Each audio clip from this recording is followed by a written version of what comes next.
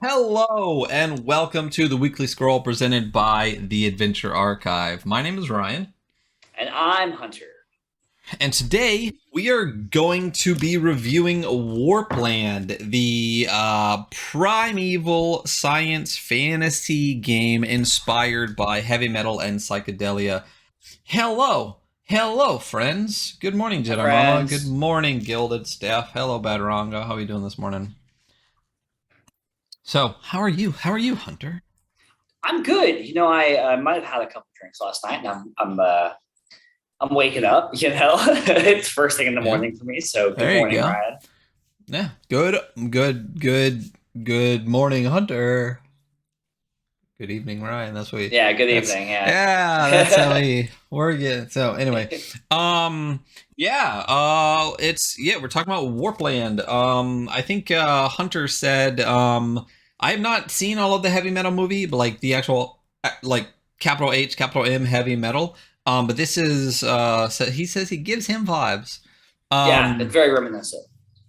But yeah, we've been talking. We're saying hi as if we haven't been talking for the last 45 minutes. But we want to add a couple extra things to the beginning of the podcast. One of which is, what are you doing in gaming this week? So Hunter, this week, last week, whatever. What did you do this week, or what do you have planned for next week? So I'll let you talk about us playing Victory Basic, because obviously I did that with you this week, and that was You fantastic. did? Tonight, I'm actually really excited. I am playing Into the Odd. I backed the Kickstarter a while back, and I got the PDF. I don't have the physical book yet, so I'm doing a pickup game with a couple people. I'm really stoked. I really like the game, and how it's set up. So I'm looking forward to playing it.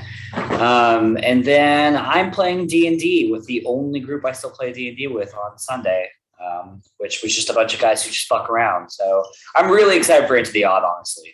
Yeah, I can't wait. We very soon we are going to be talking about Into the Odd on stream. It is a longer book. I think if we did like a couple of weeks going over Into the Odd and then Electric Bastion Lands, I think that'd be great. That'd be really cool. I know we talked about on stream keeping longer games to a minimum, or at least like just hitting important parts. Yeah, exactly. Chopping them up in some way or another. Right. But I feel like Into the Odd and Electric Bastion Lands are some of those games where They're not really long, though. Into the like Electric Bastion Lands is like, it's a big fucking book. Where is it? Oh, Into the Odd is not. Into the Odd is not a big book. Okay. Well, then we'll dig into that, and maybe we'll hit highlights on Electric Bastion Lands then. Yeah. But yeah, that's cool. What are you doing? We played Victory Basic on Thursday. We had our first session. Lit. Yeah, it was fucking lit. It was a really great time. Victory Basic is written as a game. It's 2d6 powered by the Apocalypse style. Ode to OD&D box set created by Sursa Victory. It was so much fun. The 2d6 system, it takes a little bit to get used to, especially when you're used to playing 5e, because so much of it is improv. I was literally messaging Sursa during the game to be like, what do you do when you do this? What do you do when you do this? And he was like, give me tips and stuff. It just takes a little bit to wrap your brain around like not rolling for everything, and like to come up with like the hardest thing is the 7 to 9s. You know what I mean? It's like you did it, or it didn't quite go as you planned, so how can I tweak this to fit it? But it was super fun. It was a great time. Definitely check out the VOD on our stream. It was super fun. We have a great group between Hunter, between Ginger, and Tomato. Dude, those guys are so funny. Holy shit! So funny. Dude. Yeah, we definitely. Honestly, I put together a good group. You did. Yeah. It's a really fun group. We really are just like, it took us. We spent hours going through just 3 rooms, and I swear to God, we just fucked around most of the time. Yeah. Okay. Yeah. But yeah, so that was great, and then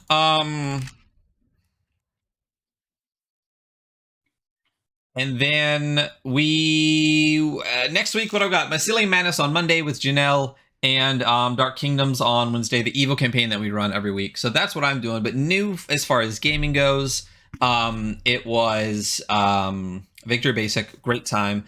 like I said, check out the VOD, check out the older VOD for the Zero session, and check us out this coming Thursday as well. That was a great time. So that is what we are doing in gaming this week. So before we switch over to Kickstart the stream, Warpland. First impressions. This is another thing I want to start adding to the podcast. First impressions, just a line or two, a little teaser before we get to it. What are your thoughts on Warpland? I really liked it. It is definitely reminiscent of that movie. Heavy Metal is like a collection of different like little short adventures almost. It definitely is reminiscent of one of them. It does have that very like psychedelic, like I don't know. It's very cool. There's a lot of really functional. One or two lines. First impressions. That was the first impression. It's fucking cool. That's my impression.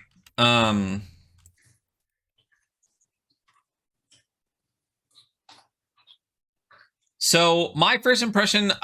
So when you look at it, it looks awesome, right? And the heavy metal and the psychedelia and the story. When you flip through, it's like a freaking art book.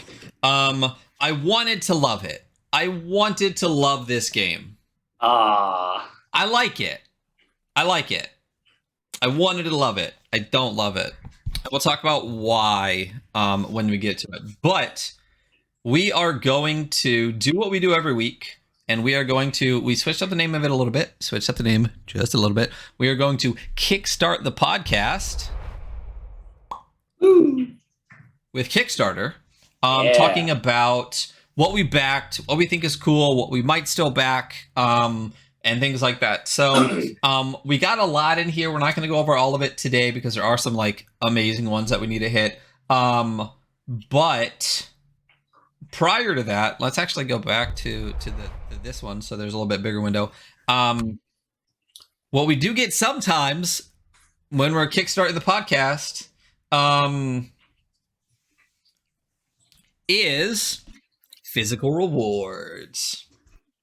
Steph, your special edition cock just came in. Holy shit, these are pretty. Yeah, the Call of Cthulhu game book, the 40th edition book.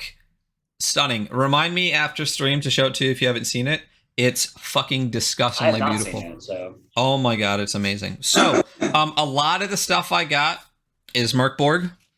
So we'll quickly flip. Yeah. Shocker. I've really started to slow down on some of the content from Merkborg. I've got a ton of it, and I honestly feel like a lot of the people that were doing really good content have like got kind of overdoing Merkborg content and moved on to other stuff. And I feel like some of the content is not as good as it was when it first came out. The first one I got was Every God Will Fall, which is basically just a bestiary of like cool badass things. There's like 8 creatures in it. It's basically just like a little mini bestiary. It's nice. It's got cool stuff in it. The creatures are definitely like beefier. Beefy. Like super beefy as far as HP and stuff. Like this guy literally it says can't die. And it came with stickers. So that's cool. So that's one. I'm going to save this one for last. There's another one I got. This is from Christian Eichhorn. I've actually backed a couple of his products before.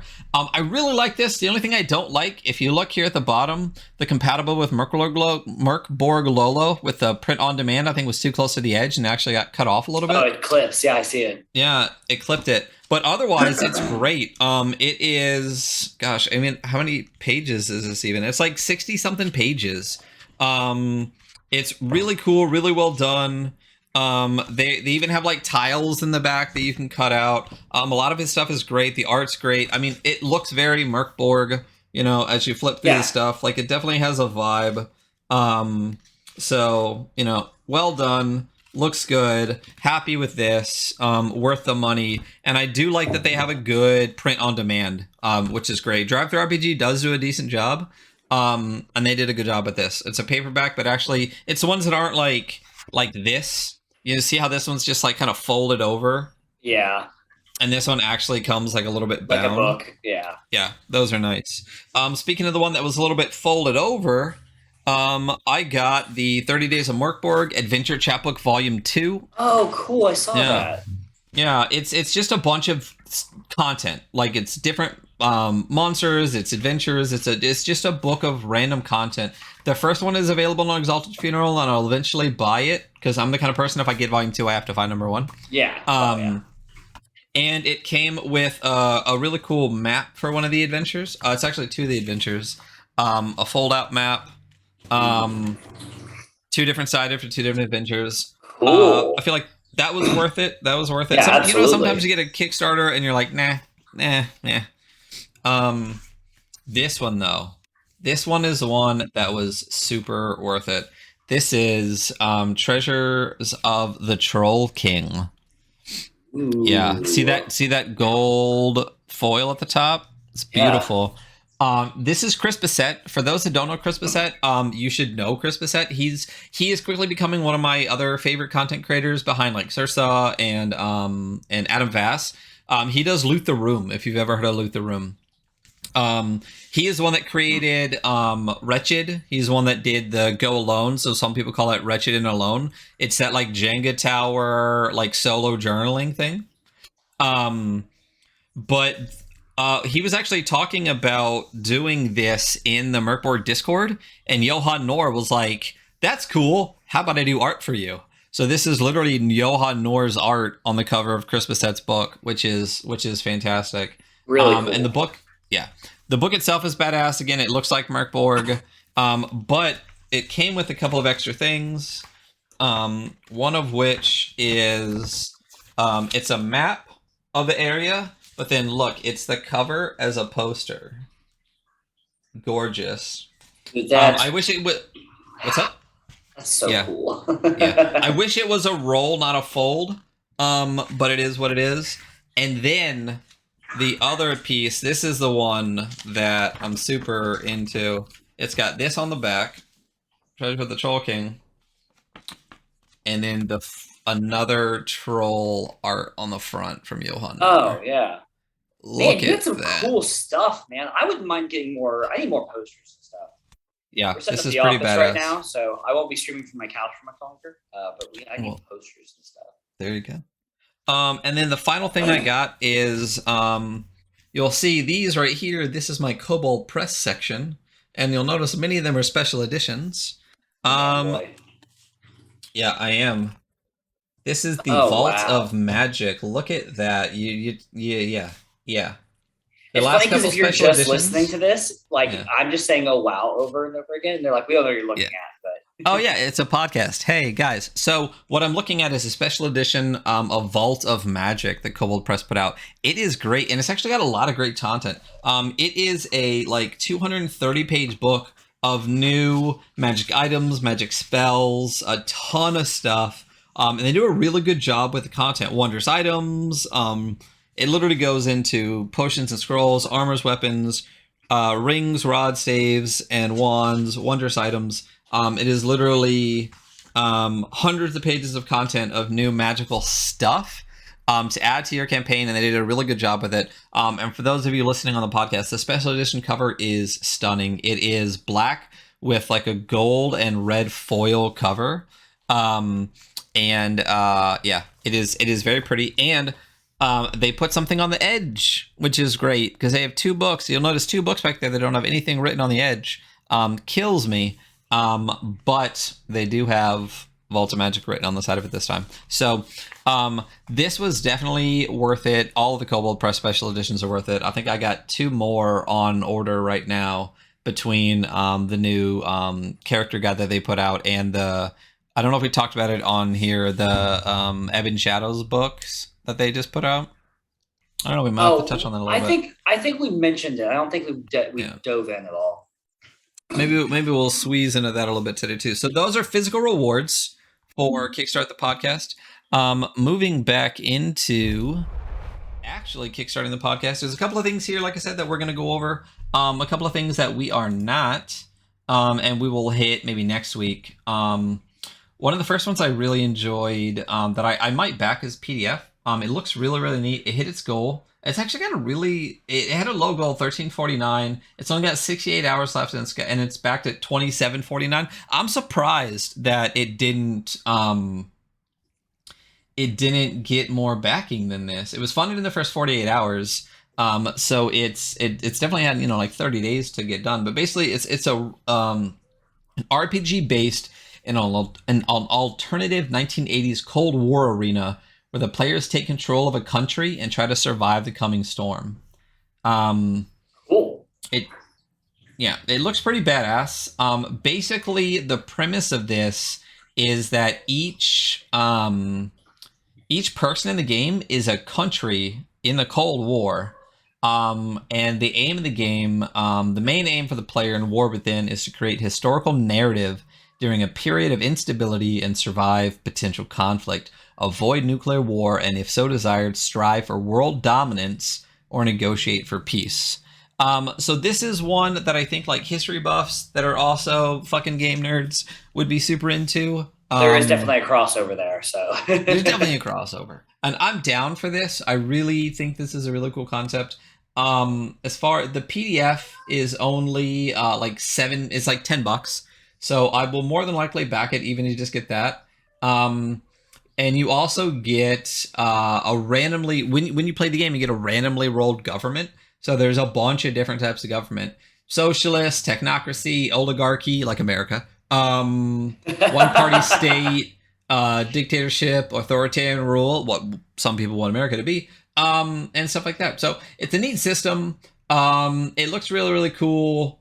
I would love to get it in hardback because I'd like everything in hardback, but I'll probably end up getting PDF. We've talked about this many times before. Dollar bills, y'all. Buying things from England is not great for American wallets, partially because the pound is worth more than the dollar right now, and shipping compounds the fact that it's expensive to ship stuff from overseas, and it's charged to you in pounds. So 15 pounds is like $20+. So if you want to back at the hardback the paperback, it's 15 pounds, which is $21 plus probably another 10 to 15 pounds in shipping. So you're going to end up paying $40 for what amounts to a $15 book to get it. So that's a fun one. It looks neat. I'll probably end up back in the PDF for that. We'll talk about that one later. We'll talk about this one in a bit because I'm going to rant on it. One that I really enjoyed. I don't know if you saw this one. It's called Fallen RPG. Oh, I did actually see this one. Yeah, I forgot to send it to you. So I backed this as a PDF. I originally backed the book, but I backed it on the PDF for this one. It looks really neat. The Fallen RPG is a tabletop role-playing game set in a supernatural 17th and 18th century. Fallen, no. I'll get into what is it. Fallen is a tabletop game set in supernatural world analogous to the 17th and 18th century. Stagecoaches pound over muddy lanes through woods. The light of its two lanterns, a gauzy haze in the descending mist. Basically, it is investigating a world. I always think of 17th, 18th century, especially in the world like this with stagecoaches and stuff. I always think Jack the Ripper, and then my mind goes directly to the right time period. You know what I mean? Yeah, definitely. But it's classless 2d6 plus bonus system. Which I've been more and more into the different styles of 2d6 because Warpland is a 2d6 system. We're going to go over that, but it is a very different system than it is definitely than like Troika or Victory Basic or something like that. So it looks really neat. It's a simple 2d6 based. You get a core rule book. You get adventures, locations, and one of the other reasons, one of the things that got me is that it is LFOSR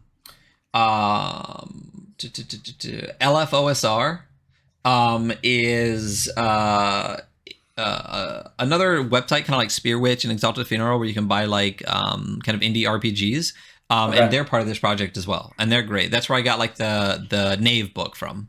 We need to go over Knave sometime. Yeah. I still haven't read it actually. I've seen it in the Dropbox and I haven't read through it. So yeah, I have the physical one and it's great. We should definitely go over that. I know a lot of people do a lot of Knave hacks. So they really enjoy the system and like hack it to make it what they want. The other one I really wanted to talk about, we'll go over this one next week too. Do you want to do this one first or last? The Mothership. We should do it last. Okay, so then I'm gonna rant about this one called Cthulhu Hack. Oh yeah, right? Go ahead, go off, Ryan. Oh man, okay, so there's this project, it's Cthulhu Hack. It's an award-winning tabletop role-playing game of investigation and revelation in Lovecraft's dark universe. It kind of sounds like a simple Call of Cthulhu, basically. Yeah. COC, the old cock. Cthulhu Hack is a role-playing game of investigative horror against a backdrop of H.P. Lovecraft's mythos. It focuses on simple, accessible rules and mechanics designed to emulate the slow spiral of self-destruction that dominates the original tales. Literally, like the first edition came out in 2016. This is 2E. The book looks great. A lot of parts of it look great. There's multiple books that come with it. It's a cloth-bound book, which I love. There's some other stuff because it's produced by this company called like Roll On or something. What is it? All Rolled Up. Yeah. So you get like a roll up, which I had to like literally, there's no picture of what a roll up is on this campaign. So let's start with the things I don't like about this campaign already. There's no picture of what a roll up is. I literally had to go to their website and dig around to find out what a roll up is. It's literally just like, do you have a dice box that you can put like your pin and all that stuff in with your dice and everything? Gotcha. Yeah. It's like that, but it's just cloth instead, and you just stuff it in and roll it up. You know what I mean? It's like a roll up toolkit, but it's for like playing RPGs, which is fine. It's cool, whatever. So you get one of those, and it's cool looking. Like if you actually look at the campaign, there's two different types. There's a regular one that rolls up, and then there's one that's actually got a sweet buckle, which is cool. It's got an elder sigil on it. That's great. But let's talk about what I fucking hate about this campaign, and what I hate about Kickstarters like this, and why I didn't back it immediately, and I almost just don't want to back it at all because of these things. So if you go through the pledge tiers, grab a cat real quick. Keep going now. They're fucking terrible. I don't understand why people run Kickstarters like this, and it drives me up the goddamn wall. So when you look through the tiers, first of all, there's a fucking million different tiers. Okay, if you have to create an update to explain how your tiers work, your tiers are too complicated. Which they did, okay? Really? So, that's too complicated. You should be able to complicated. Understand them off the bat. They're tiers. Okay, so there is a PDF copy of the base book plus content enhanced stretch goals. Remember, content enhanced, okay? It's only $10. It's British, so it's £7, so it's gonna fuck you on the shipping and the conversion. But that's the first tier. And then it's called Bewildered Bystander. And then you got a Casual Investigator. It's a PDF copy. It's a soft cover copy. And it's PDF enhanced stretch goals plus content enhanced stretch goals. What the fuck are those? Right? Okay. We keep going. And then you get the Casual Investigator with add-on access. Why are those two fucking separate things? Why not just have one and just give add-on access to both? Why would you explain? Why would you make more work for yourself? Have two different tiers, and this one even says add-ons. The original one, the one that doesn't say add-on accessible, it says add-ons because if you do that, there's one add-on, which is like another version of the book. But then for the exact same amount of money, you can get the one with add-on access, which is a bunch of other content. It's like a bunch of adventures and stuff that I would pack. That's great. But why have two separate tiers with the exact same amount, £13 each, one with access and one without? That's dumb as shit. Then we get to the $25 tier where you get a PDF copy of the book, a hardcover copy of the book, and here's a great thing. Not only PDF enhancements and content enhancements, now there's book enhancements. Nice. Right? What the fuck are those three things? No one fucking knows. No one fucking knows, right? And then you get the exact same tier again, this one with add-on access. Why double it? Why not just have one with add-on access? Why not just give out? Well, it's the same cost. You're not even it's not like 20, it's not like $30 plus add-on access. It's pointless. See how complicated and convoluted it is? There's Yeah, now it really three is, things. Yeah, there's 3 things now that are added on here that I have no idea what the fuck they are. Nowhere on the Kickstarter page that they explain it. I'll show you where they explain it. But you don't get it all. You have to like get higher tiers to unlock more content, right? And then separate tiers for add-on available and add-on not available, but they cost the same. All right. Then you move up into, and then the same shit. Like there's a higher tier where you get a hardcover and a game roll. There's a higher tier even yet where you get your name in the book and all that kind of crap. Right. But why you have multiple tiers that for the same dollar amount that have add-on access or don't, and why not have the lower tiers able to have add-on access? So basically, if you just get the PDF, you don't get in a bunch of extra shit. All you get is what they call content enhanced stretch goals. So let's find what the fuck that means. Yeah, what is that? Yeah. Oh, what is the difference between the various types of stretch goals? 3 separate types of stretch goals. Because backing at a certain level means that all stretch goals are not applicable. Because why? Why? Why not have all of the tiers have access to all of your content? Makes no fucking sense. So, content enhanced stretch goals are stretch goals that expand the core book content, including new text and art. Why would that not be in everything? Why would you not unlock that across the board? So you get that. I think the content enhanced stretch goals were the one that comes with the PDF tier. So it sounds like everything gets the core book extras. But you have to pay more to get PDF enhancement stretch goals. You can't get PDF enhancement stretch goals with the PDF tier. There's no higher PDF tier that allows you to do this. You literally have to get a physical tier in order to get PDF enhanced stretch goals. PDF enhanced stretch goals are additional material outside the core book, such as new investigations. At $15,000, for example, we had a new adventure. This is a new PDF and is covered by this level of stretch goals. So it's additional So if PDFs. I don't want to pay for shipping and I only want digital content, there is nothing for me. There's nothing for you. I'll show you a really fun. I might be able to find it or off to piece it together for you. The final one is book enhancement stretch goals, which is different than content, which is about the core book. Book enhancement stretch goals include material upgrades to the hardcover book. Material upgrades might include sewn section instead of glued or an addition of a dust cover. So basically, content enhancement is additional content for the core book. PDF enhancement is just additional content outside the core book, and book enhancement is actually just making the book itself as a book look nicer. But there's different tiers that allow you to have different access to all of that crap. And if you want a PDF of the bonus adventures, if you want a PDF, if you want to get all of the stuff, but as a PDF, and then be able to add on like extra adventures and stuff, guess what?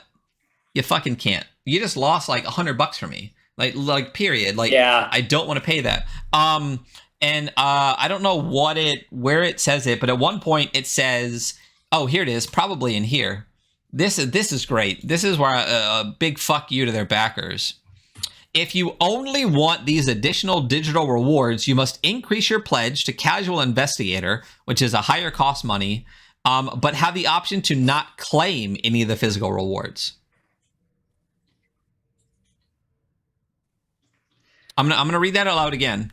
I'm not going to back this. I'm not going to back this project. I'm not going to fuck these guys. You must increase your pledge to Casual Investigator, which is a higher cost, with add-on access. Make sure you have the one that's not the regular one, but the add-on access one that's not any different except for the 4 extra fucking words they add. But have the option not to claim any of the physical rewards. So you have to pay for the physical rewards you want for this project in order to get just the PDF digital extra rewards. But you have the option to just not claim the rewards that you paid for if you don't want them. Why? This is one of the worst put together Kickstarters as far as the tiers go I've ever seen. The page itself looks beautiful. Don't get me wrong. It's great. The game looks great. I would love to back this shit. A rules light version of Call of Cthulhu. I would love to back this project.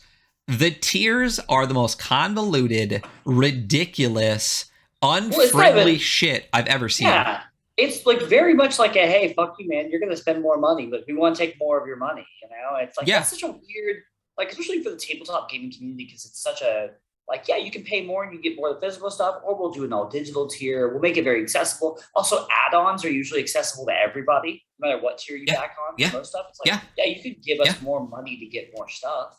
Yeah, you're literally saying, like, we don't want more money for your stuff. We want you to be more. We want more money directly onto a Kickstarter tier. So I'm telling you right now, if you had an all digital tier at like $30 with the bonus content and shit with add-ons, I would have backed this in a heartbeat and probably bought every adventure. At least a bunch of starter adventures and stuff like that. Now, like, honestly, the big fuck you here, this whole like, but you have the option not to claim your physical rewards that you paid for so that you have access to extra digital rewards, is a massive middle fucking finger. I don't understand why anyone is backing this project at that level. The other thing is, like, it doesn't make sense to me. I could see something like this if they were like really choked for money within the Kickstarter, like if they thought they weren't going to make, but there's 22 days left and they're 238% funded. So like, feel like they need to plead people for money at this point. Like, they could just offer add-ons and make this a little easier process for their customers, you know? And even with the stretch goals, why not have just a digital tier where these quote unquote PDF, like the PDF enhancement, you can just get the PDF and the PDF enhancement. Why it makes no sense. It literally makes no fucking sense. So yeah, I don't understand it. It makes no sense to me. I am a bewildered bystander. Yeah, no, I mean, I'm not wrong. I told you I was going to go off on this. Am I wrong? No, I very much agree, especially now that we're deep diving it, because you mentioned it and I hadn't really looked at that close. Since I originally read this, they did add a for reference content PDF and book enhancement stretch goal situation onto the main page right here. Since so many, if you go to the comment section, it's all people being like, what the fuck does this mean?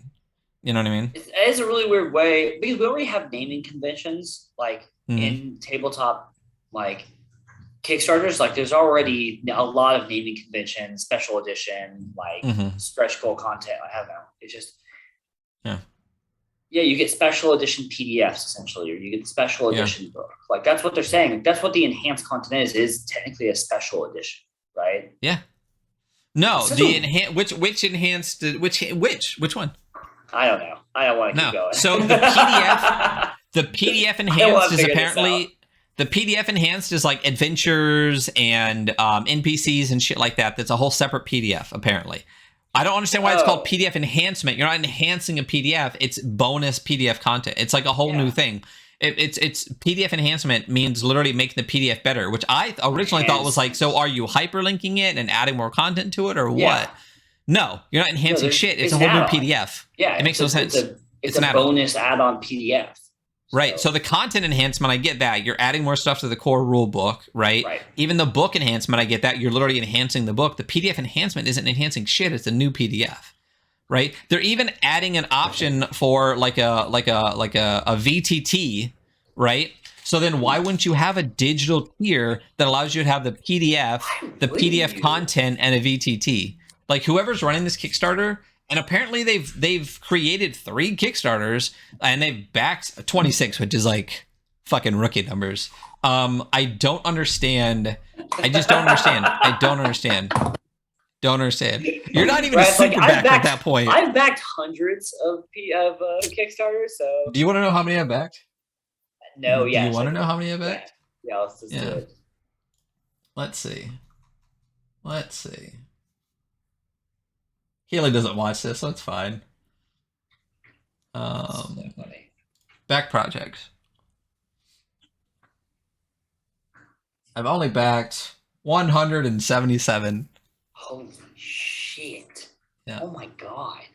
Yeah. So do you see why I really want to back Cthulhu Hack, and I probably won't, because I honestly feel like their tiers are just a giant middle finger to their backers. Yeah, I think so. I think that it's not in the best interest of like the people paying for the game. And I think, like, you know, especially if you want to make it, like, accessibility is such a big thing that we talk about, like, within the tabletop community in many ways. And one of those ways to make things accessible is monetary. And like, when we talk about shipping across the country, across the world, like, being able to buy all digital stuff and giving the option like, hey, we can make this easier for you. If you want back our game, like you can get a digital tier or you can get the PDF tier and we'll give you access to the add-ons so that you can choose what content you get. Makes it more accessible for people. And also using naming conventions that people already understand and not like trying to be super bougie fancy and like, oh, it's enhanced. This is our enhanced content. Like, no, there's a bonus PDF. We have the special edition book that has a better cover, better art, or it has more stuff in it. I don't know. It just is, I'm not into it. I don't understand. I feel like they had to actively work to make it more complicated. Yeah, yes, it really does seem like that. Okay, so now we got to talk about some shit that we really like. Well, let me add one more in real quick that I did back that I do want to talk about real quickly, and then we'll hit the super one. So, as I said, love me some Kobold Press. If I'm gonna do anything 5th edition anymore, it's probably Kobold Press's stuff. And over the past like 2.5 years since they started really throwing a lot of their stuff on Kickstarter and getting a ton of backing, their stuff is just getting better and better and better. When they can get like $150,000 to $250,000 per project, this is why they're putting out 3+ projects a year that all look amazing. That is great content. It's not D&D giving us Harry fucking Potter ripoff bullshit. Tell me how you really feel. I'm just disappointed in WotC. Anyway, Book of Ebb and Tides is the newest thing from Kobold Press that is out. And that's even after, I think it's only like 2 or 3 months ago, they dropped another Kobold Press project, which is more of a character creation thing. But basically, it's exploring Midgard's version of the Shadow Realm. Yeah. Step into the plane of shadow. What is the Book of Ebb and Tides? The plane of shadow exists beside the mortal world, one step beyond the veil, and your heroes can enter this otherworldly realm of fey shadows, undead horrors, and wild adventure. The Book of Ebb and Tides gives a complete guide to the people, places, heroes, magic, and monsters of the plane of shadows. And it's Kobold Press, so you get all the things that we were just talking about. You can get it as PDF, you can get it as regular, you can get it as a special edition book. Guess which one I got? And you can get it as VTT if you want. And not only that, not only do you get the core book, you get one of the things that they really like to do a lot too is give adventure books. So when I got Empire of the Ghouls, it came with 2 extra books, which was a character guide to like races and stuff in the underworld, and an adventure book, like a Underworld Layers book, because they love doing Layers book. Great content. Very cool. Yeah. Great content. Yeah. I honestly think Kobold Press is probably putting out the best 5th edition content, like including WotC, that there is right now. And then so look at this special edition cover. For those that can't see it, it is this really, my God. Yeah. It's amazing. It's a really beautifully done. It's black. It's basically purple and gold, which is beautiful. It's got an owl on the front of it with this arcane symbol behind it. It feels very Book of Shadows-y, and it's the Book of Ebb and Tides on the front. So of course I backed that. So cool. Wow, it's really cool. Well, you saw the cover for Volta Magic too. I mean, for those that can't see it, it's also very look cool. up the special edition. It looks really, really good. And I like their older special editions, but I'm telling you, they're getting better and better. The cover for Scarlet Citadel, one of my favorite books I've ever owned. Remind me to show you that. As far as like what it looks like. Yeah. So I backed, of course, at the highest tier. Well, not the highest tier. They do an insane like $500. We only make 10 of these, like wrapped in like real baby shit. You know what I mean? Like stuff. Wrapped in pure baby skin. But I backed at the limited edition tier. It's only $125. You get a limited edition of the book. You get the Book of Ebb and Tides PDF. You get the Tales from the Shadow hardcover book. So it's an adventure book. Most of them are softcover. This one's actually a second hardcover book. And the PDFs to that. And then there's access to the Pledge Manager, obviously, which you can do.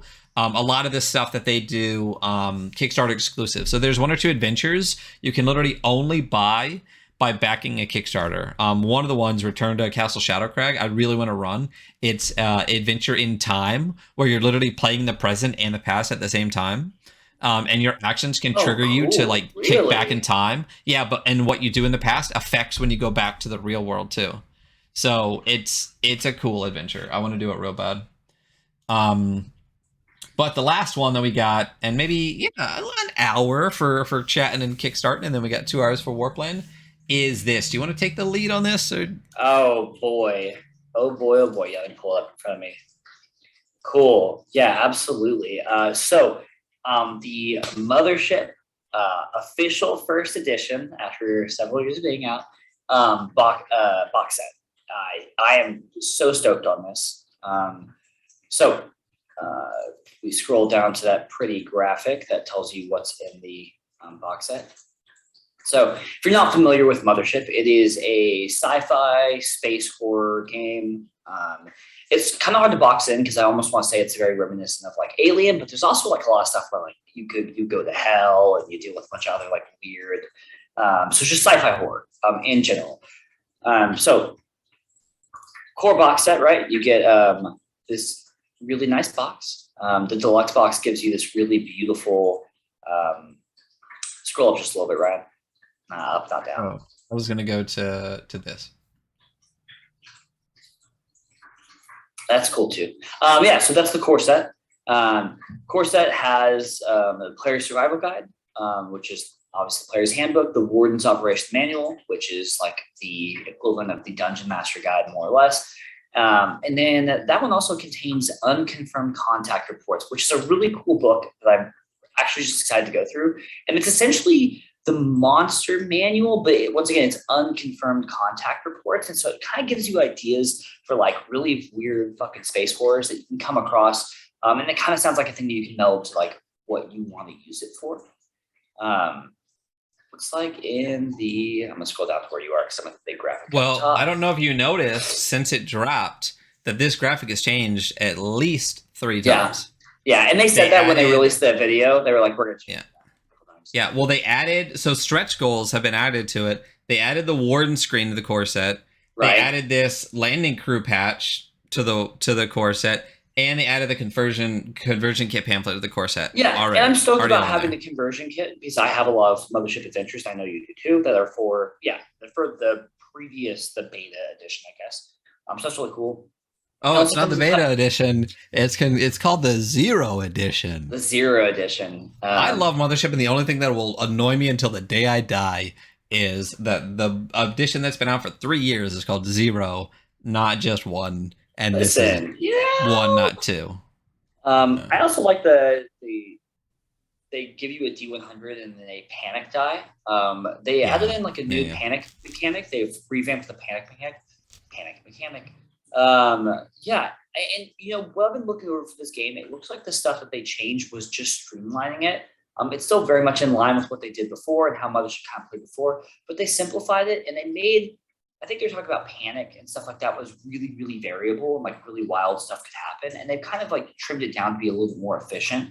And stuff can still happen, but it's not like you panic and you immediately like take a bunch of damage or go crazy or something,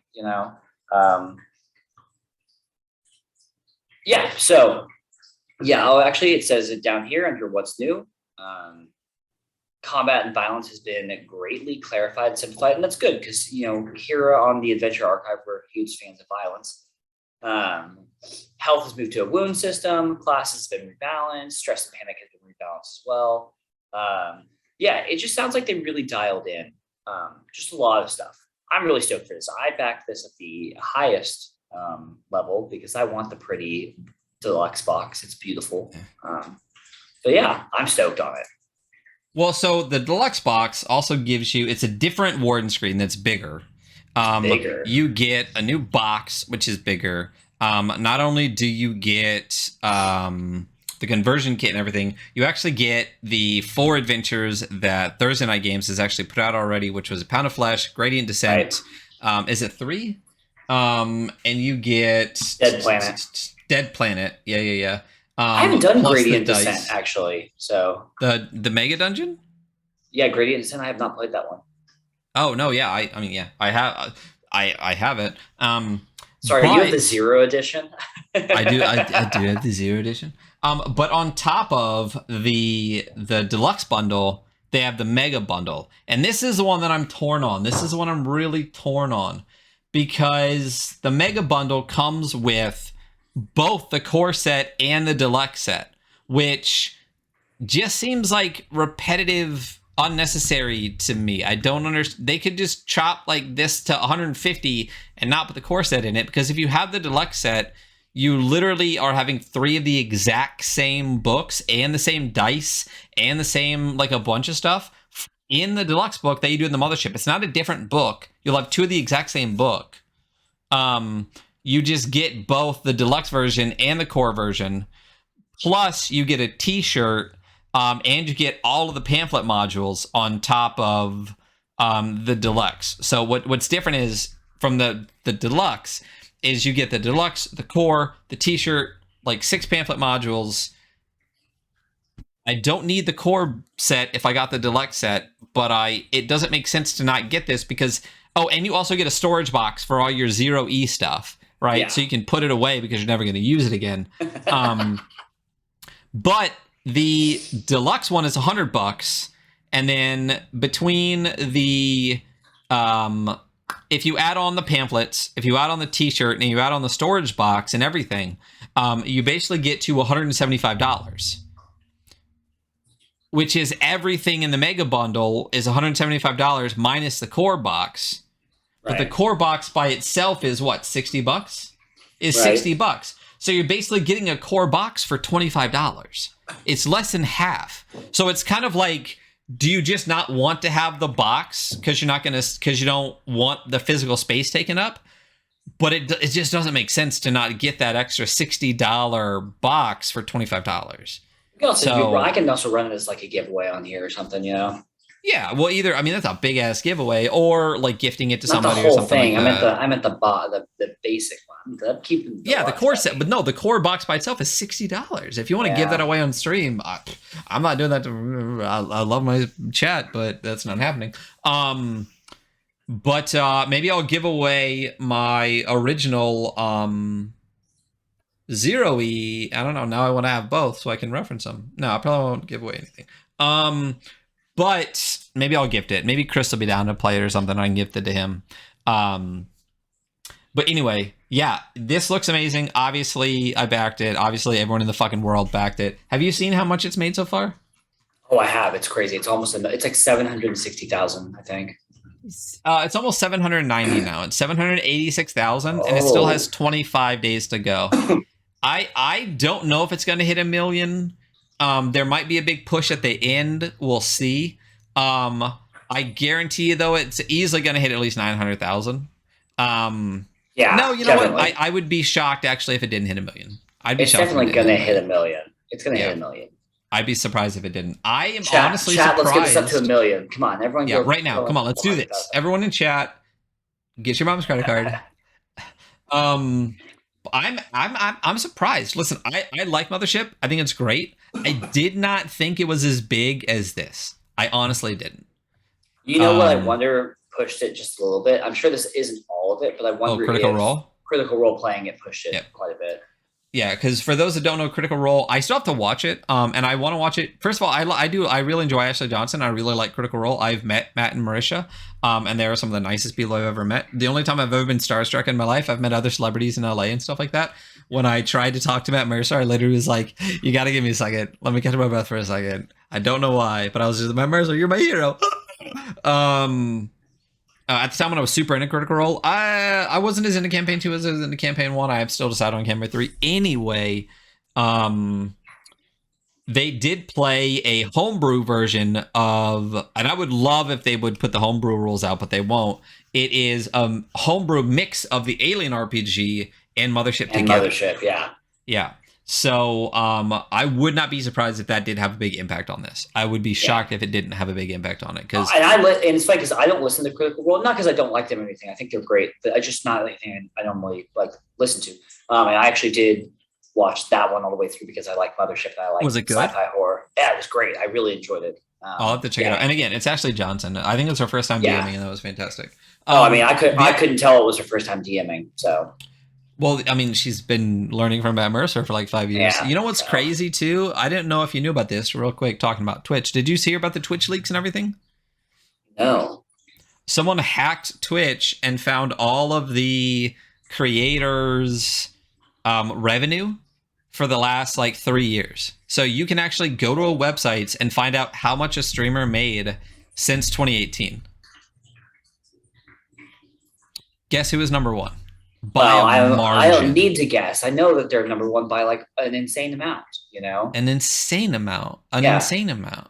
Yeah, of course they are. Easily number one.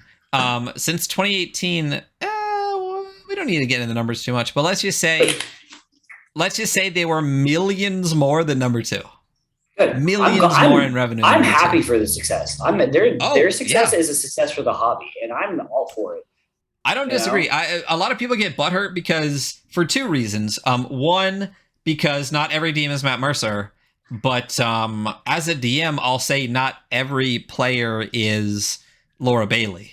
You know what I mean? Like, you can have the greatest DM in the world, and if you got players that aren't going to invest and emote and dig into your story, it's not going to go very far. And so Gender in chat makes a really good point. It's like, and that's just Twitch-related revenue, not counting sponsors and donations. Yeah. So. Oh my God! Like, not sponsors, donos, their own private store, their partnership with WotC. Yeah, they're filthy fucking rich now. I don't play D&D anymore that much. I do play with that one group because they're buddies of mine. That's what they play. But I am not butthurt about them like Critical Role playing a certain way or Matt Mercer being a certain way. Not at all. Bringing success to the hobby. Because frankly, if we go on Kickstarter and you see all these tabletop RPGs, like, you know, Critical Role is kind of partially responsible for the growth of the hobby because absolutely. Yeah. So I'm all for their success. I am not 100%. And I think they deserve every bit of it. They not only again, when I met them, they were incredibly gracious, incredibly kind. Like we literally talked to them for like an hour. It was my wife and I.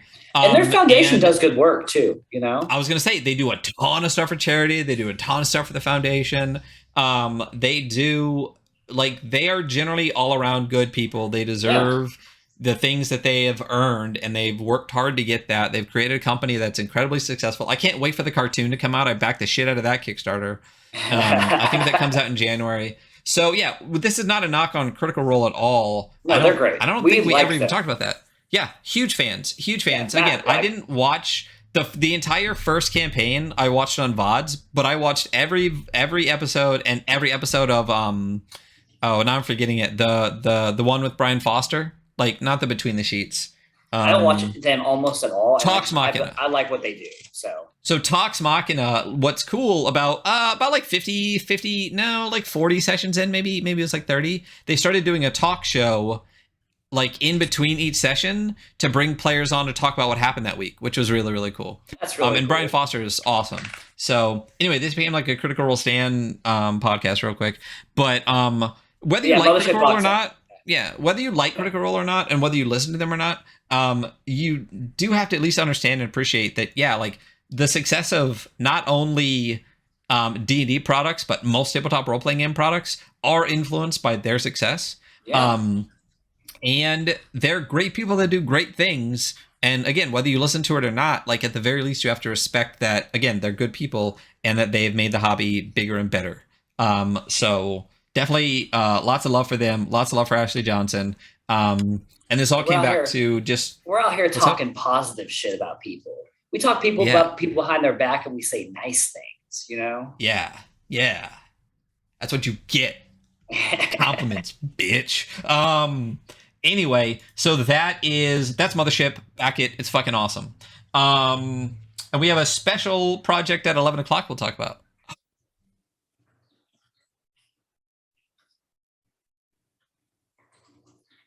I say that looking at Hunter like I thought he was going to be like, a cool project at 11. Yeah. 11. Sorry, for me it is 11 o'clock. So.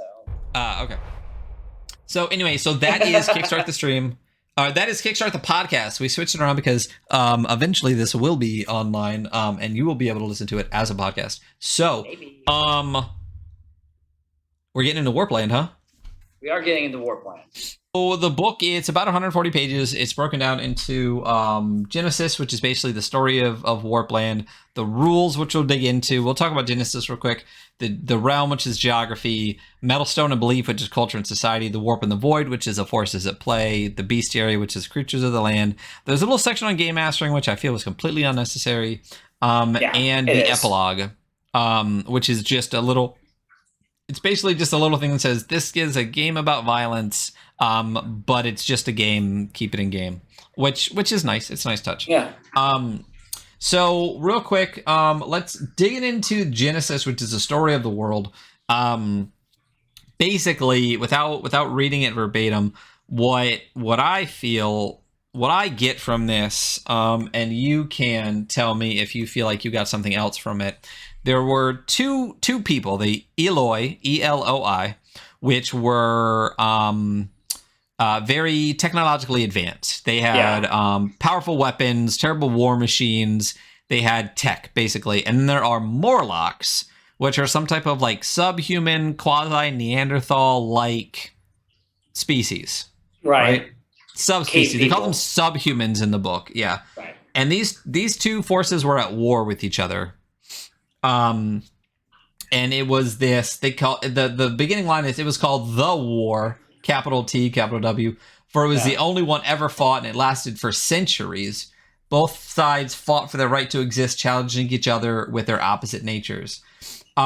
Basically, in the story of this, these two people, the Eloi and the Morlocks, were fighting and fighting and fighting. And long story short, it sounds like the Eloi used some type of incredibly powerful weapon on the Morlocks,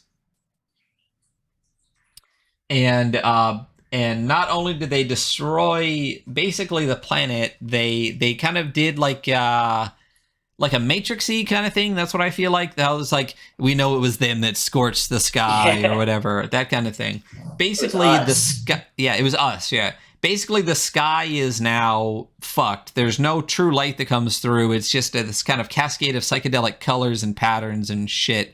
I don't know if you interpret it this way. To me, it sounds like they dropped the nuke. Yeah, something like that. I wouldn't say it's like one for one a nuke, but yeah, something to that effect. Something to that effect. And it caused mutations and chaos and all this stuff all over.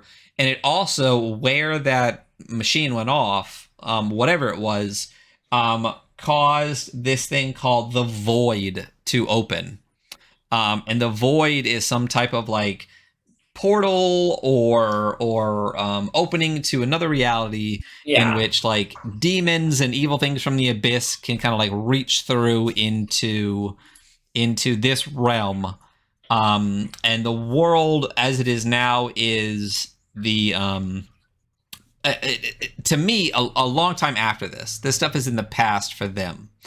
In this world, like future past. You know? I love future past, man. I love future past. And this is supposed to be like a primeval, like kind of like almost acid fantasy kind of thing. It feels like that going through it. So yeah, it's very. I think they call it. I call it bone and stone. Is how the world is basically outside of like the tech that you're not supposed to own. Most of your weapons are bone and stone.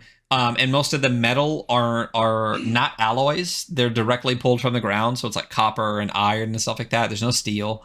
And those mines are still open and things like that. So it's this kind of primitive fight for resources in this broken world kind of situation. And one of the things that I really love about this book is the art. It is clearly an art book. Yeah. It's, to me, not the style of the art, but the way that they use the art in the book reminds me of Merkborg. I think Merkborg uses the art more in the way that they present the book. Merkborg is an art book. So yeah, well, I think I would put this in the art book realm. Yeah. I guess it is. Yes, it very much is, but maybe not to the same degree. To the same degree. I think it's a little bit less, but because Merkborg, like I said, actually uses like that like wood carving picture of the man with like all the weapons stuck in him to do the weapons. This one doesn't do that. It doesn't necessarily use the art as a way to tell the story. Functional. There's background art. Like these 2 pages that we're looking at right now is just art. There's no writing. There's no nothing. It's just art on these 2 pages. And then the other art is used in the book. So one of the things while we're talking about kind of the genesis of the world that I really want to talk about was the tenet. Do you know what page that's on? I don't, but let me pull it real quick. Oh no, I don't. It's past 82. I know that. Oh, here it is. Okay. So we're looking at page 87. The tenet is the basis for this world, and I feel like it defines the world so much you kind of have to start with this. Yeah, they should put it kind of earlier in the book, honestly. I really think they should. I mean, it's very early in the Tangible Realities book, which we'll go over in a little bit. But basically, and this is the thing that I am going to read because it literally is defines the entire setting, and it makes sense. Believed to be a deliverance of wisdom made by the last remnants of the Eloi race, the tenet, capital T, is an assortment of principles that warn men not to delve in the heresies that drove the collapse of civilization and the world. Priests insist in their preaching that the return of the true light can only be made possible through strict adherence to these principles. During a period of turmoil events known as the Schism, the tenet was expanded to include warnings against the influence of the void in the practice of witchcraft. This caused an exile of dark art practitioners to Nock, which is a city, N-O-C-H. The Obsidian City has never officially recognized this amendment to the tenet. So there's 5 parts to the tenet, and what this is saying is that part 5 is not recognized as by dark magic practitioners like warlocks and witches as being an official part of the original tenet. So number 1, what was written must be destroyed. So literally, like if you find books with words in them, burn them. Burn them. Burn them all. Much like never mind. I'll keep current events out of it. Number 2, you shall not study the past. Do not study history. Number 3, you shall not seek to understand the laws of nature. Sounding more and more like current events is all I'm saying. It really is getting pretty close. Yeah. We are at the book banning stage of fascism. Number 3, you shall not seek to understand the laws of nature, which is really interesting to me. So it's literally do not science. Yeah, don't science. Yeah, exactly. Don't science. That's it. Number 4, you shall not build machines that replace the honest labor of man, which is interesting to me. Literally, this is just completely anti-science rhetoric. It's literally like you can't read, you can't write, you can't study history, you can't study science, you can't build machines, you can't do any of those things in order to make things easier for yourself. Right. And those are all a backlash against the fact that an advanced civilization destroyed the world. So they're like, well, then we can't be advanced. What were you saying about the last one? I was going to say number 4. I said this to Ryan earlier. No, number 4. You're saying in relation to number 4. Reminds me of those of you who've read Dune or haven't. There was a jihad way earlier in Dune's timeline where they banned the creation of computers, essentially machines that mimic a human mind. And that reminds me of that because it's like, we're not gonna let machines take over and do the work for us. Yeah, exactly. And number 5. You shall neither practice witchcraft nor establish pacts with otherworldly beings, which I think is super interesting because, again, this was added on at the end. So this is basically like a religion was formed that had this text, and then there was something they didn't like, so they just threw some shit on the end. Just like Christianity. Just like Christianity.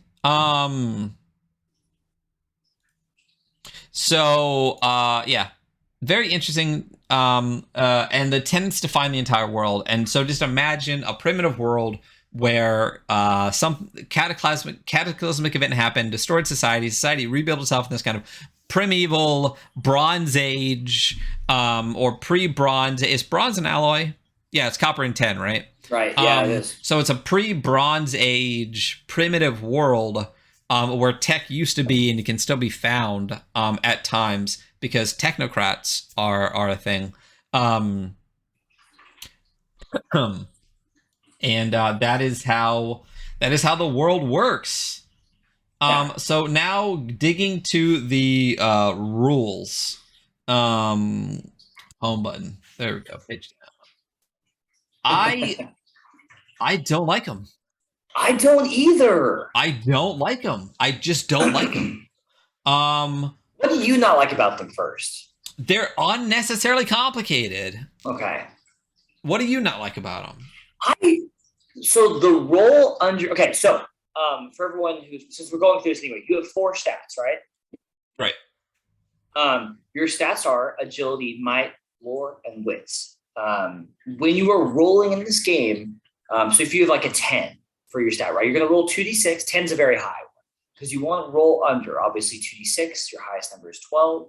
So the higher the number, the easier it is to roll under. What I didn't like is that, and this might not make sense because I was thinking last night when I was drinking, so you guys might have to parse it out for me.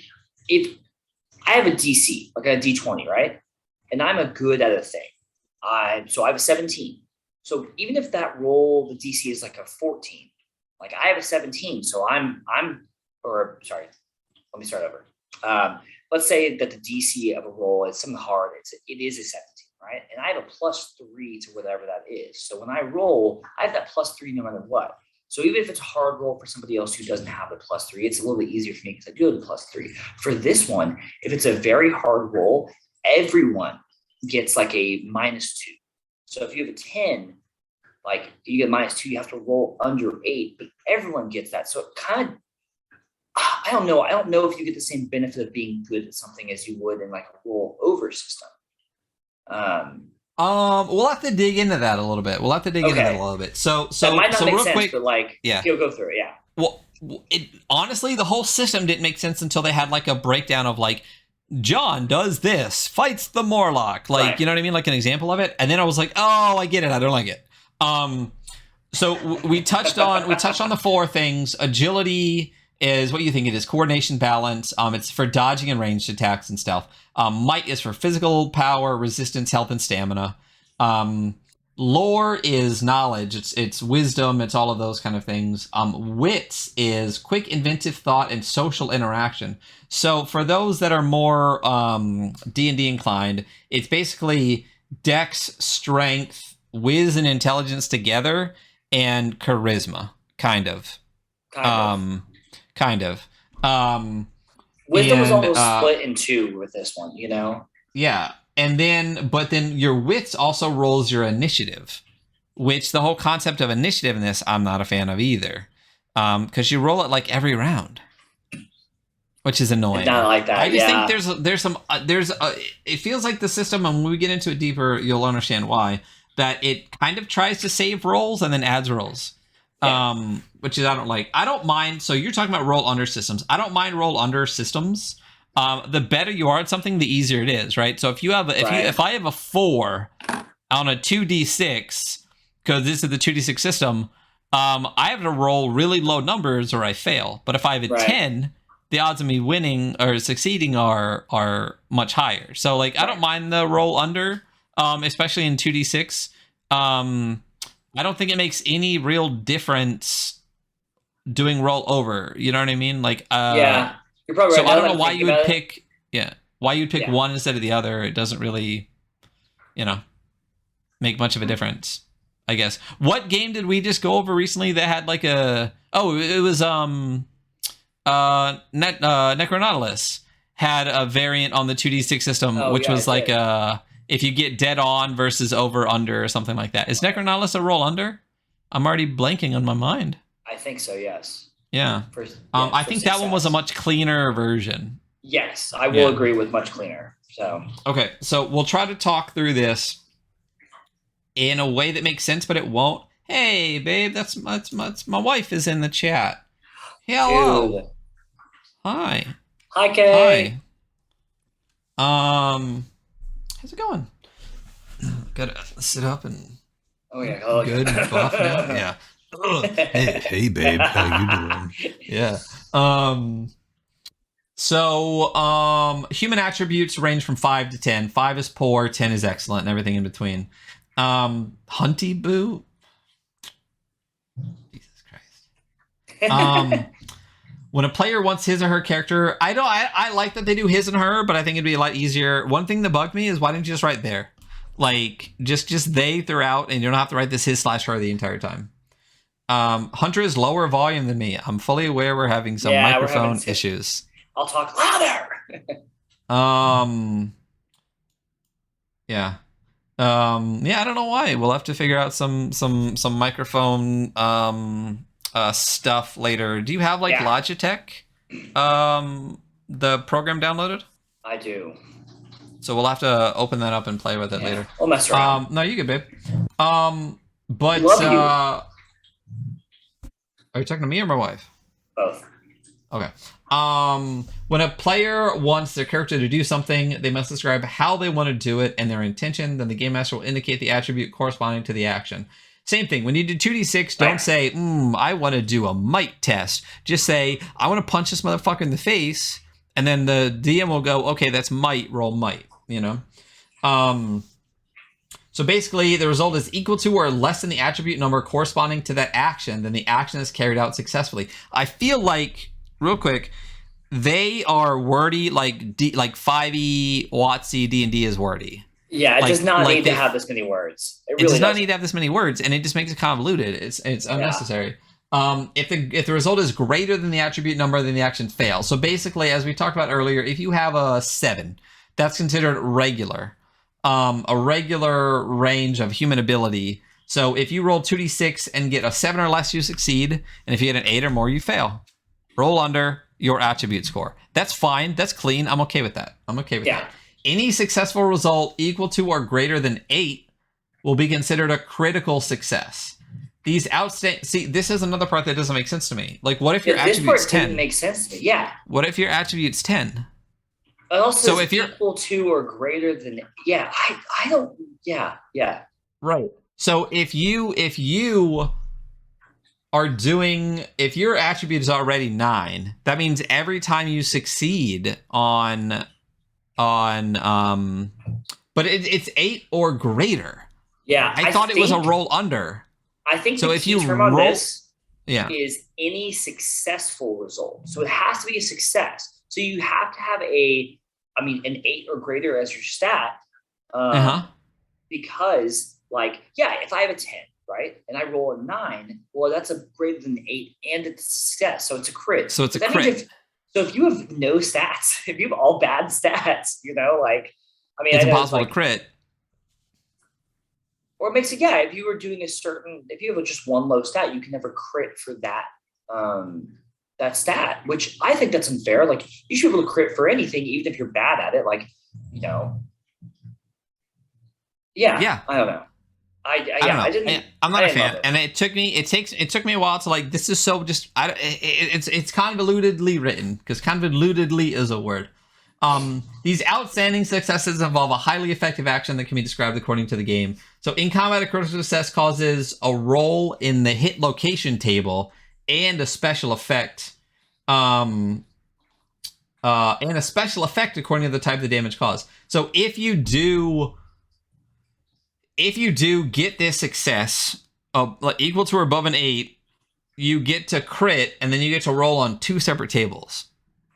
Yeah, if you're listening to us talk right now and how much trouble we're having parsing this out, in something that is kind of an OSR adjacent system, that's an issue that it's complicated. We're having to logic this out right now. And getting down to well, it says any success. Yeah, I don't know. To sum it up, why are you just summing it up? Then just give me this part to begin with. Just give me this. The higher the result obtained in the 2d6 roll without surpassing the corresponding attribute number, the better the overall performance. I got it. Okay. So there is some italicized section here that has a breakdown of this, and these are a little bit easier to understand when you read these. Okay, let me get this up so you can see it on the page. Yeah, because it's a summary. Yeah, Athor. Well, it's like a breakdown of like how it would work in game. Athor, the character interpreted by Matthew, tries to swim across the turbulent waters of a river. The game master decides that this is an action of hard difficulty that must be accomplished with the might attribute. Okay, so on top of on top of this 2d6 system, which should be clean by itself, there's difficulty values on top of this that add multipliers. Which, come on, what the fuck? Yeah. The game master decides that this is an action of hard difficulty that must be accomplished with the might attribute. Matthew has might 8. He gets a -1 to this attribute, reducing it to 7. He must now roll 2d6 and get a total result equal to or less than 7 to successfully cross the river. I get that, but it didn't break down the crit stuff. Regardless, difficulty modifiers. Why? I mean, again, I think that defeats the purpose of a 2d6 system. Like, to add difficulty modifiers and stuff, it just makes it, I don't know, it makes it less clean, I think. Like, yeah, but anyway. So some actions are more difficult than others, and there are modifiers that directly affect an attribute. So difficulty assessment of an action: easy is a +1, medium is a 0, hard is a -1, very hard is a -2, and almost impossible is a -3. So you roll 2d6, but you subtract that not from your roll so that you're rolling under. You subtract it from the attribute prior to your roll. Okay, so if you have a 7 might trying an almost impossible task, an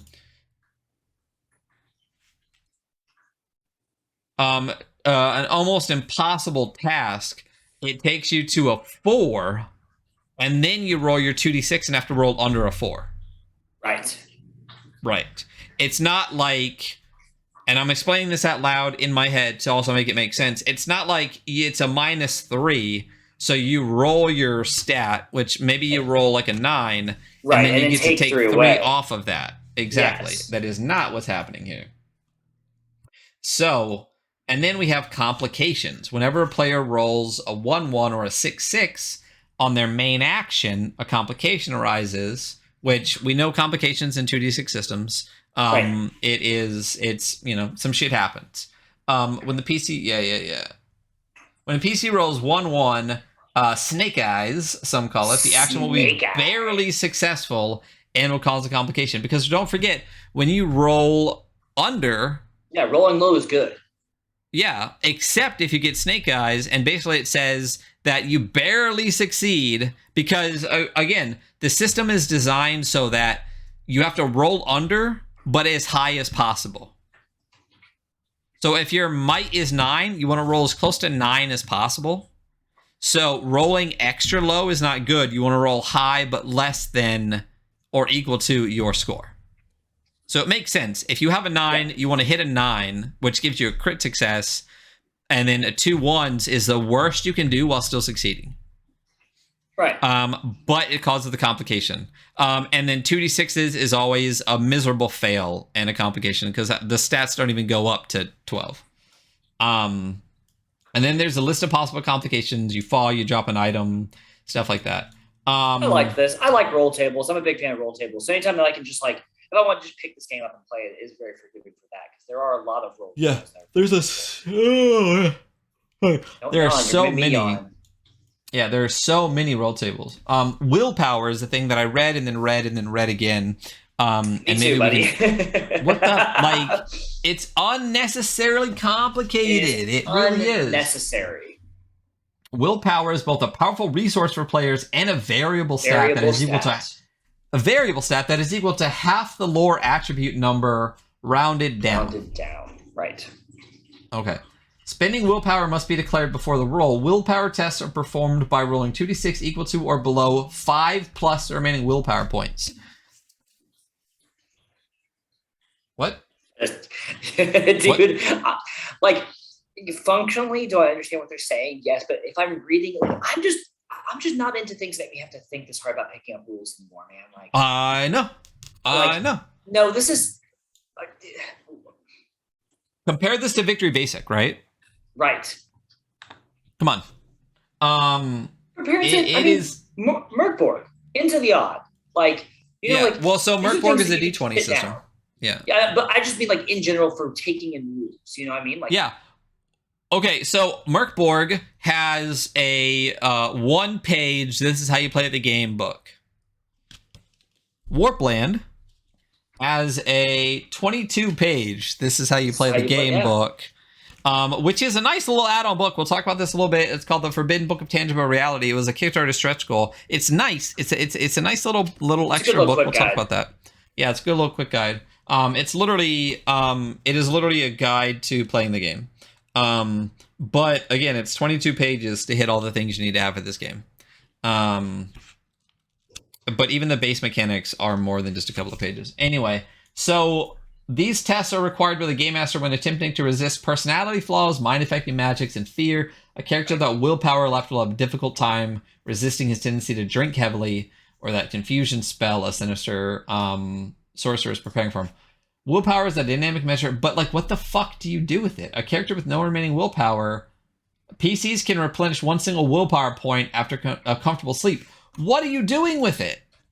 It does, like, there's a lot of things when you go through the book that it does little stuff with, like when you use any of the psychotropic drugs, which we'll go through. Like, a lot of them are willpower focused, or you have to test against to not get addicted to them. It seems like there's a smattering of little small things. But just by reading into this, it never says when you roll willpower, you reduce that willpower. It's a number of points that you reduce. Yeah, I actually didn't even get that until you just said that, frankly. Right? Right? So it literally is. So the way it is, it's half your lore attribute. So say your lore is 8, right? So your willpower is 4. Now, what do I do with that? A willpower test? Okay, it's 5 plus my willpower points is my roll under. So it's 9 is what I have to roll under to succeed on willpower. But I spend these like points, but I don't spend any of their attributes by points. So why am I spending this by points? Where does it say you spend them? I see where it says you get them back, but... Right. Well, how can you get them back unless you spend them? Right. No, I mean, I completely agree. But maybe... Nowhere does it say how you spend them. You know what? Actually, it does say it. I remember. It says it later on. It says it. Why not here then? I don't fucking know. Spending willpower must always be declared. Spending it on what? It can be spent to re-roll. Okay, maybe I'm dumb. It can be spent to re-roll one single dice in a result. Spending willpower must always be declared before rolling the dice for an action. I don't understand that. Like, I can roll a 2d6, but before I roll, I have to declare I'm using a willpower point before I ever see my 2d6 rolled. So basically, it's a way to give yourself advantage. So you roll 3d6. So an easier way to say this is you get advantage with a willpower point. You roll 3d6 and the point is spent. Yeah, I don't like this. I don't like it. I think there's a way to do this or word it that's a lot more forgiving and understanding. It's poorly written. It's poorly worded. It's incredibly poorly worded. Yeah. So hit points. A PC's hit points is equal to their might attribute. So if your might's 5, your HP is 5. Right.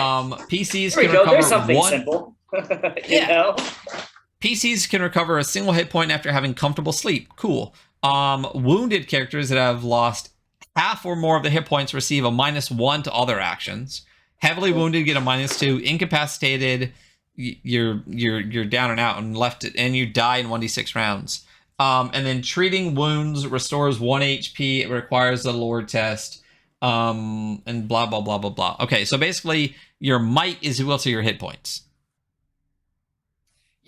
Yeah, and I actually really like the wounded mechanic here. I like the idea of like, yeah, you know, if you're hurt, you suck at stuff because you're fucking hurt, you know? Yeah. No, I like the idea that you don't get all of your stuff back on a rest. Because 5th edition, I have 187 hit points. I just battled a dragon, got all the way to 0. I'm going to take a good night's sleep, and I'm going to be fine tomorrow. That's exactly what it is. And I can even get most of it back with a quick nap. I'm gonna sit down for 10 minutes and I'll be fine. Listen, I nap all the fucking time and I never feel good. So this is some bullshit. I do like that. I do like that you don't heal everything. So, but tying it to your might is interesting because the whole game is based around power. It talks about it later. Like there's a specific I remember there's a little tag that says gender doesn't mean shit in this world. It's all about power. Like whether you're a man or a woman or whatever, if you can prove you have power, and people can see that, then you're good to go.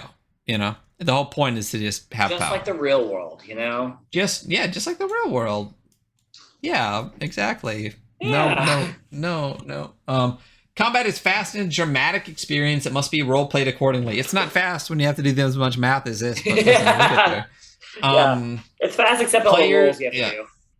Players should be eloquent with their actions and intentions, and game masters should be decisive with their consequences. In Warpland, only the players roll. It's player-facing roles. We talked about this.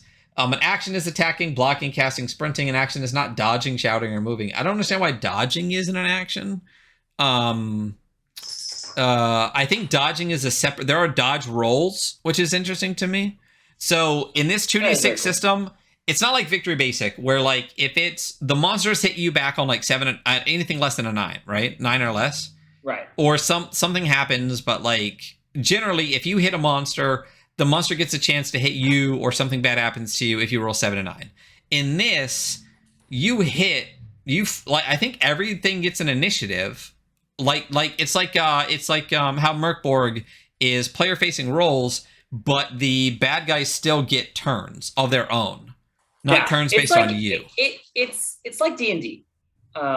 It's no, it's not. Well, I mean, yeah, everything has an initiative. Everything gets its own like move. Like right, but it's like Merkborg in that the monsters have an initiative, but you roll to not be hit. They don't roll to hit you. That's true. It is still player facing roles. There's too much going on for a 2d6 system for me. You know, I agree. Movement during combat, a PC can move twice as her agility. There's also a lot of stuff here, like very specific ranges. Like 60 feet, 61 plus is a different range level and stuff. And I'm like, why? Yeah. Combat is divided into rounds. Each round, players, at the start of each round, each player must make a wits test for initiative. So at the start of every round. So one of the things in 5th edition that irritates a lot of people is initiative. People think it takes too long to roll initiative at the start of combat. I don't know if you know that. It does, yeah. It does. So let's do it let's do it at the start of every round. That sounds good, right? Start of every round, people roll initiative. Perfect. Yeah. During each round, players take their actions. Melee attacks are might, ranged or agility. Dodges are made with agility. To successfully dodge an enemy's attack, the PC must roll a result equal to or below his or her agility stat. Remember that only players roll. Yeah. So basically, if you want to dodge, you can roll under your agility, and that is how you dodge. But if you're going to block, blocking an enemy is an action that can be performed only if PC has won initiative. So you can only block if you go first in initiative, and you do a might test. I don't know why can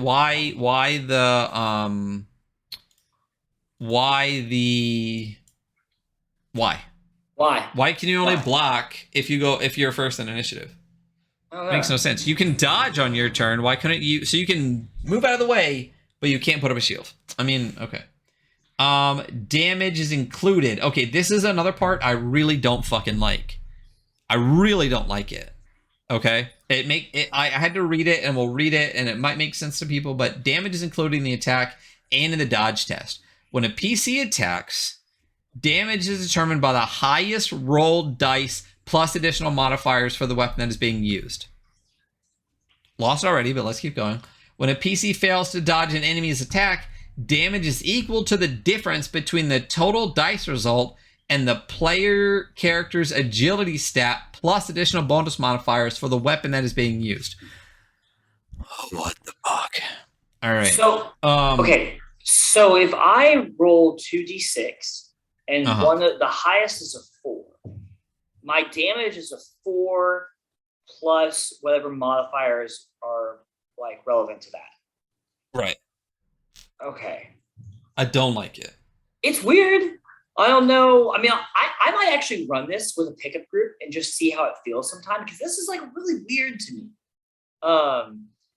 Like I'm so used to 2d6 systems being this like really simple thing that makes everything so fluid and this just doesn't feel very fluid to me. It doesn't. Which I know I'm gonna keep saying the entire way down, but like at no point am I like, oh yeah, this is perfect, you know? Yeah, no, it's not at all. It just doesn't. It's convoluted for no fucking reason. If this is your base mechanic, I'd be fine with it, right? If this is your base mechanic, I'd be totally fine with it. You get to roll 2d6, and if you hit, right, and your highest roll of those 2d6 was a 5, you do 5 damage. Okay, I'm fine with that. It's just all the other stuff we also just talked about. The fact that you can dodge when an enemy tries to hit you. That's how you do it because it's player-facing rolls. But you can't block when an enemy tries to hit you unless you won the initiative. And you have to do initiative at the start of every round.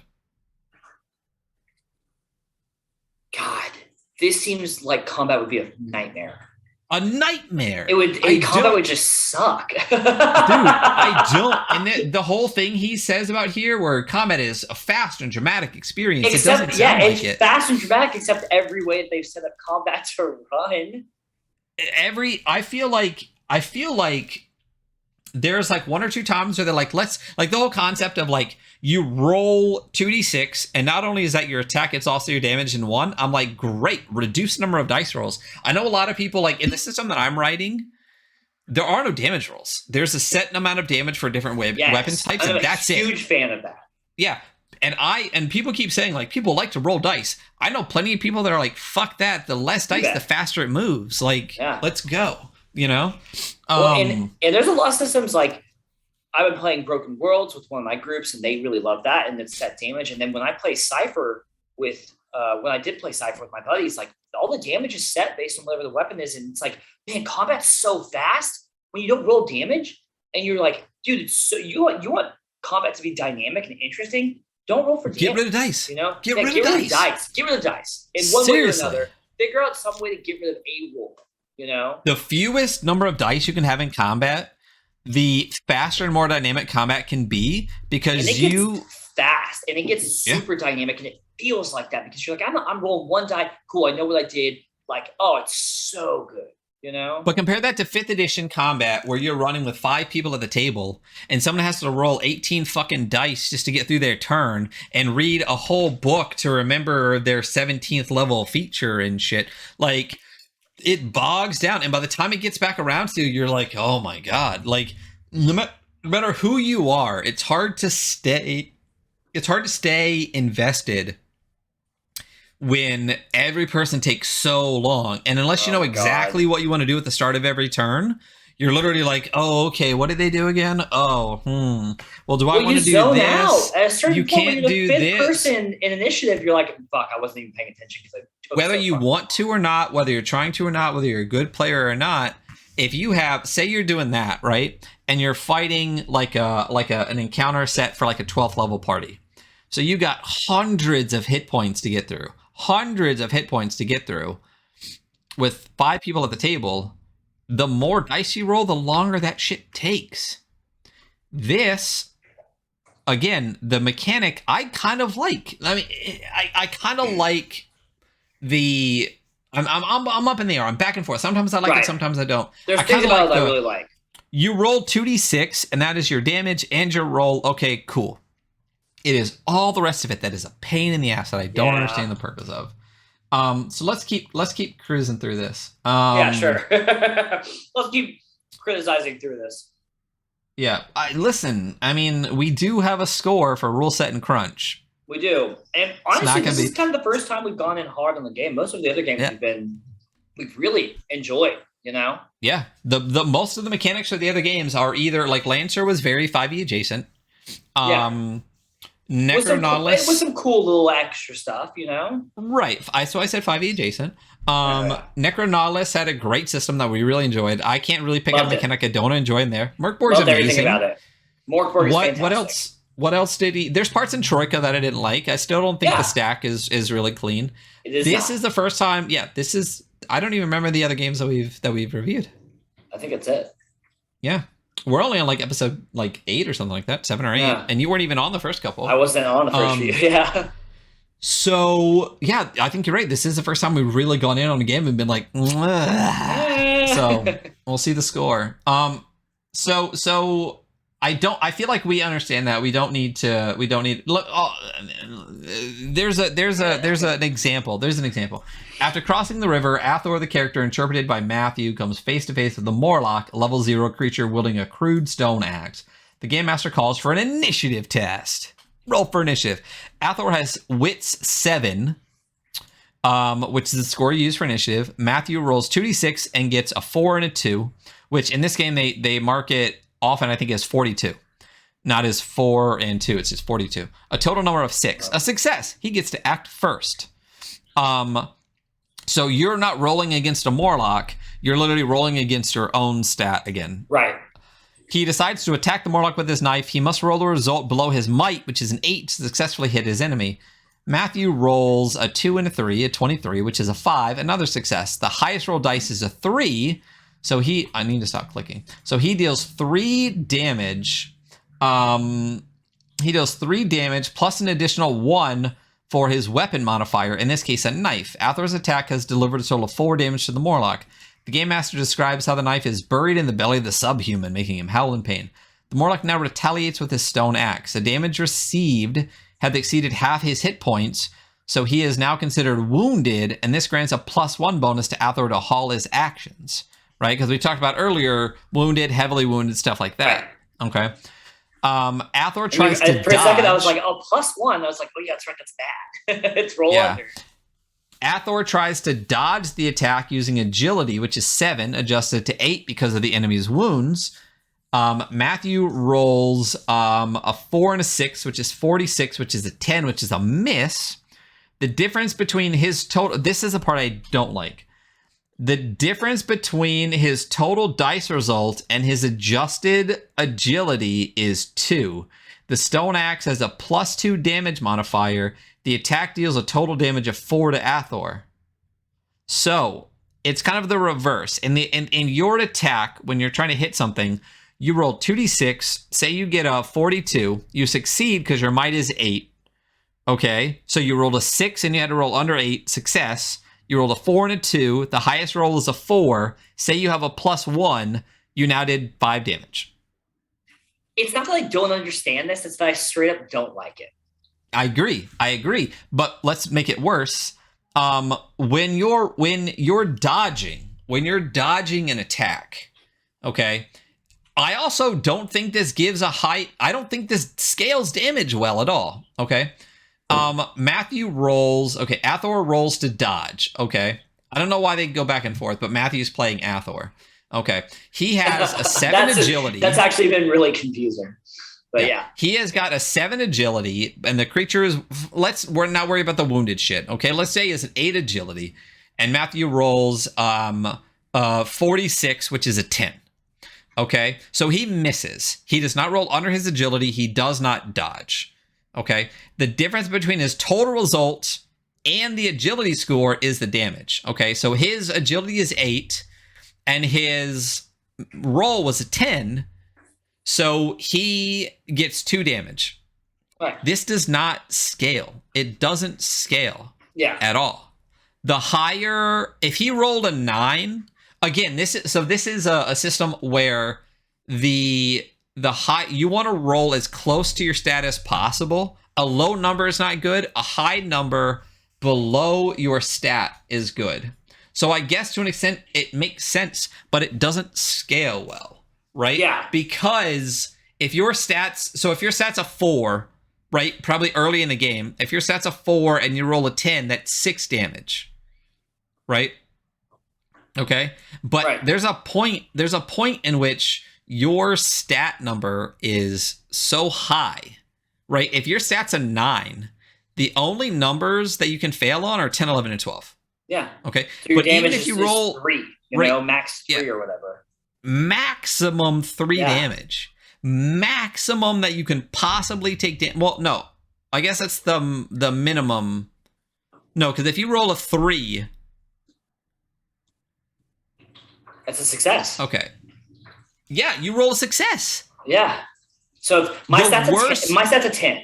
So I roll an 11. So I failed. Okay, well that's 1 damage. 1 damage.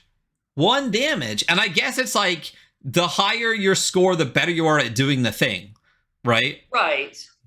Yeah. But when I'm strong and I have a powerful character at later levels, I still want to be at risk of taking harm. Right, but you're not in this system. You are literally not at danger in this system. If your HP, if you have 10 HP, you literally have to fail 10 times to die. Cool. So say you roll a 12, right, which is a crit, super bad, super fail. You get a consequence on top of your damage. You still only take 2 damage. Okay. And I know 10 is the highest it could possibly go. So say 8 is your average, right? You have to roll a 12 to do 4 damage. Well, I mean, there's. So the other thing though is that there's modifiers to the weapons, right? So Stone Axe is a +2 damage modifier. So I guess even if you roll an 11 and it's a +2, you'll still take 3 damage. Yeah, I still don't like this. I still don't think it scales well. Yeah. I still don't think it scales well because that modifier is the same regardless. Right. And there's a big difference between 4 damage +2 and 1 damage +2. And if you get to a point where you literally can't fail outside of an 11 or a 12, statistically, like that's a 1 in 6 chance. That's a 5 in 6 chance that you're going to succeed. Right? Yeah. If your score is 10. If your score is 8, that's a 4 in 6 chance. That's a 2/3 chance that you succeed if your score is an 8. And that you don't even have to have a score of an 8. You can have a score of 6 and just heavily wound somebody, and now you have an 8. Yeah. I don't think, I mean, we'll have to play it, and obviously they play tested this. I don't think, especially at higher levels, that there must be something we're missing. Like we have to be just missing something. I don't think so. The problem is the advancement. Literally, the back of the book says you advance by 1 attribute point after an entire 6 to 8 session campaign. Holy shit! Seriously? I did not read the back of the book. I'm gonna be honest. Yeah, I can't remember what page it's on, but it literally talks about advancement, and it literally is like you very little. But I'm like, then why even have it at all? You know what I mean? Yeah. What? Really? See, I would hack that. I'd be like, no, every 3 sessions. I'm not gonna get a whole campaign to barely level. Literally, literally the entire campaign. You're gonna run an entire thing to barely level. I do like the wounded mechanic though. I do like if something hits you.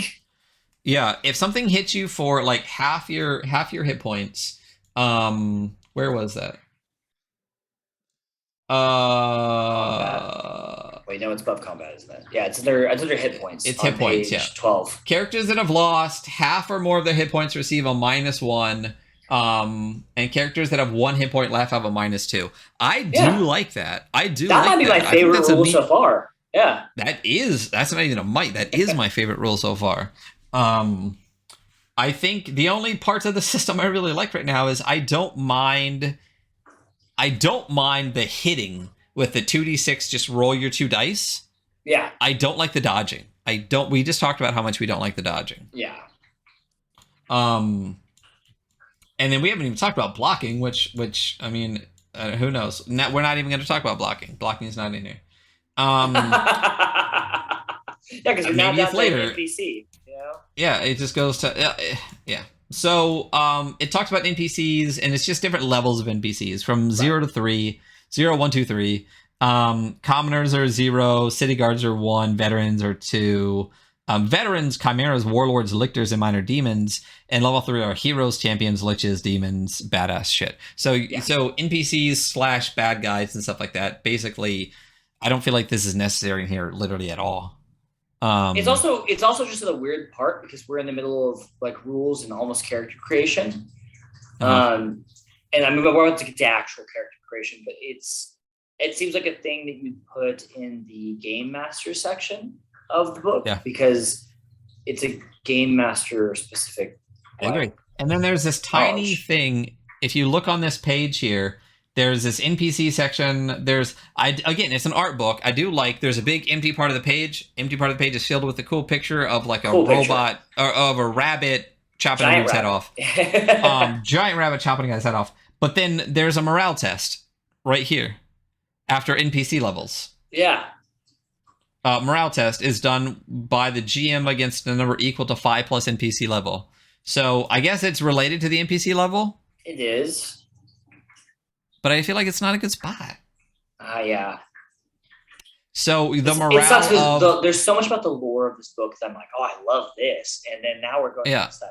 Like, this isn't as good. The rules, the book suffers from the rules. But at the same time though, when you look at the book, the rules only take up like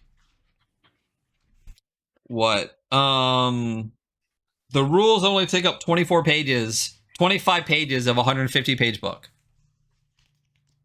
So it's a lore art book with some rules in it. It is definitely a lore art book with some rules in it. Yeah. Special damage effects. This is one of those things that if you roll the crit success, which is like 8 or more with a success, but you have to succeed.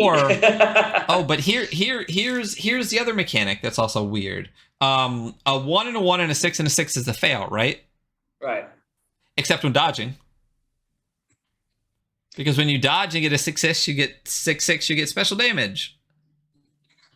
Wait, when I, as a player character, rolled a dodge and I roll a 6-6. Oh, I guess it would be special damage against you.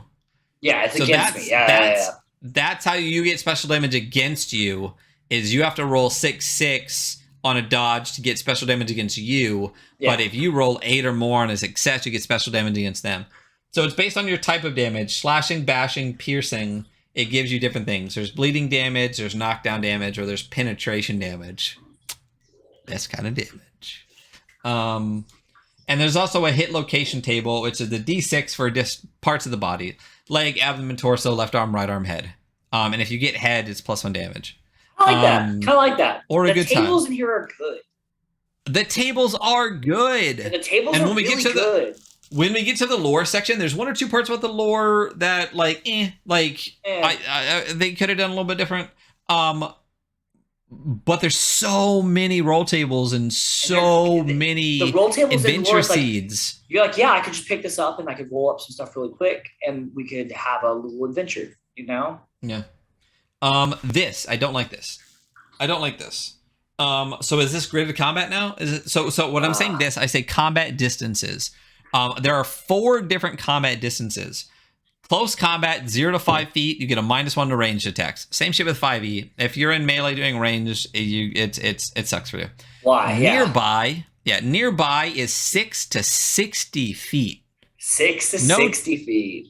No change to range modifiers. Far, 61 to 100 feet is a -1 to ranged attacks, and very far, 101 to 150 is a -2 to ranged attacks. So are we doing gridded combat? Because I don't know a lot of 2d6 systems that use gridded combat.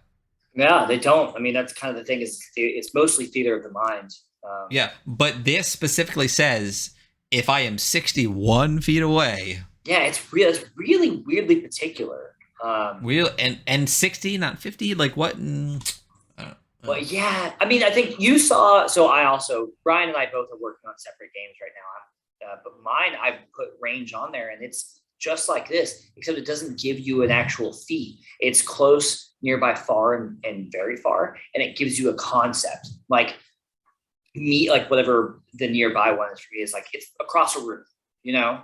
Yeah. Like Same. My system literally is it's basically like Victory Basics, but mine is called basically it's adjacent, which maybe I'll just stick with the Victory Basic terms, but it's adjacent, which means they're literally right next to you, or they're near, which means they're basically in the same room as you, or they're far, which is beyond that. And Victory Basic basically uses near, close, and far, and it's like one way I like to describe it, and I might even switch mine to this, is it's a sword strike, a spear's throw, or an arrow shot. Those are the distances. You know what I mean? So I like that. There's some stuff, you know, a lot of pages that are just art, and a lot of pages that are like quotes and stuff, which is like lore based. It's not. There's one like Herman Hesse quote in the beginning, but it's quotes from characters within the world, which I love. I love whenever a book. That is very cool. Yeah, 5e does a good job of that. Is where they put little things on the board on the thing, and it's like this is like, you know, whoever the fuck talking about this, you know, escaping this monster that, you know, I like that. I like that. It's fucking Trist. It's your favorite drow, bro. I like R.A. Salvatore. For those out there in the world that don't know, I hate Tristo Worden for the same reasons I hate Superman. They're not interesting. They're uncorruptible. They always do the right thing, and they always win. It's fucking boring. Also, shout out if you're watching the stream, because I'm like, I have egg rolls scrolled away to the side. I'm like, just like slowly taking little bites. There you go. There you go. So, creating your character now. We're on this. We're on page 18. We've almost got through all of the rules of the game because there's only 24 pages. Yeah, really, we have. Creating your character, and well, there's stuff later too for like mutations and all sorts of stuff like that. That's why the little book is like 24 pages. It's also a much smaller book. If you compare the two, like if you could do that, you can see, you know, on the podcast you can see the small book is like half the width. Really, that's another thing about this book that's interesting. I know you're on the PDF. The book itself is a very wide floppy book. It's a weird shape, yeah. Yeah, which I'm fine with. Yeah. NeuroCity is the same size. It's cool to have something different shaped on your shelf. It stands out a little bit. But anyway, creating your character. Number 1, in 6 parts. Think of a concept, then choose a name and describe your character's appearance. Number 2, choose a personality flaw. Write down your proverb, which I like. That is a recurring phrase that sums up your character's ideals and life philosophy. Literally could be like sucks to suck. Well, we have one already in Victory Basic. It's the throw it in the fucking bucket, you know? Throw it in the fucking bucket. Yeah, there you go. Number 3, distribute 8 points amongst your 4 attributes, which start at a base of 5. So you start with 5 and you get to add 4 more to those. So you can start with like 8 might and 1 wits if you want. You can put 2 in each one, whatever you want to do. You get to add 4 to your 5. Which means you can start with 1 stat of a 9 if you want. You're big, strong, and dumb, you know? Big, strong, and dumb. Stop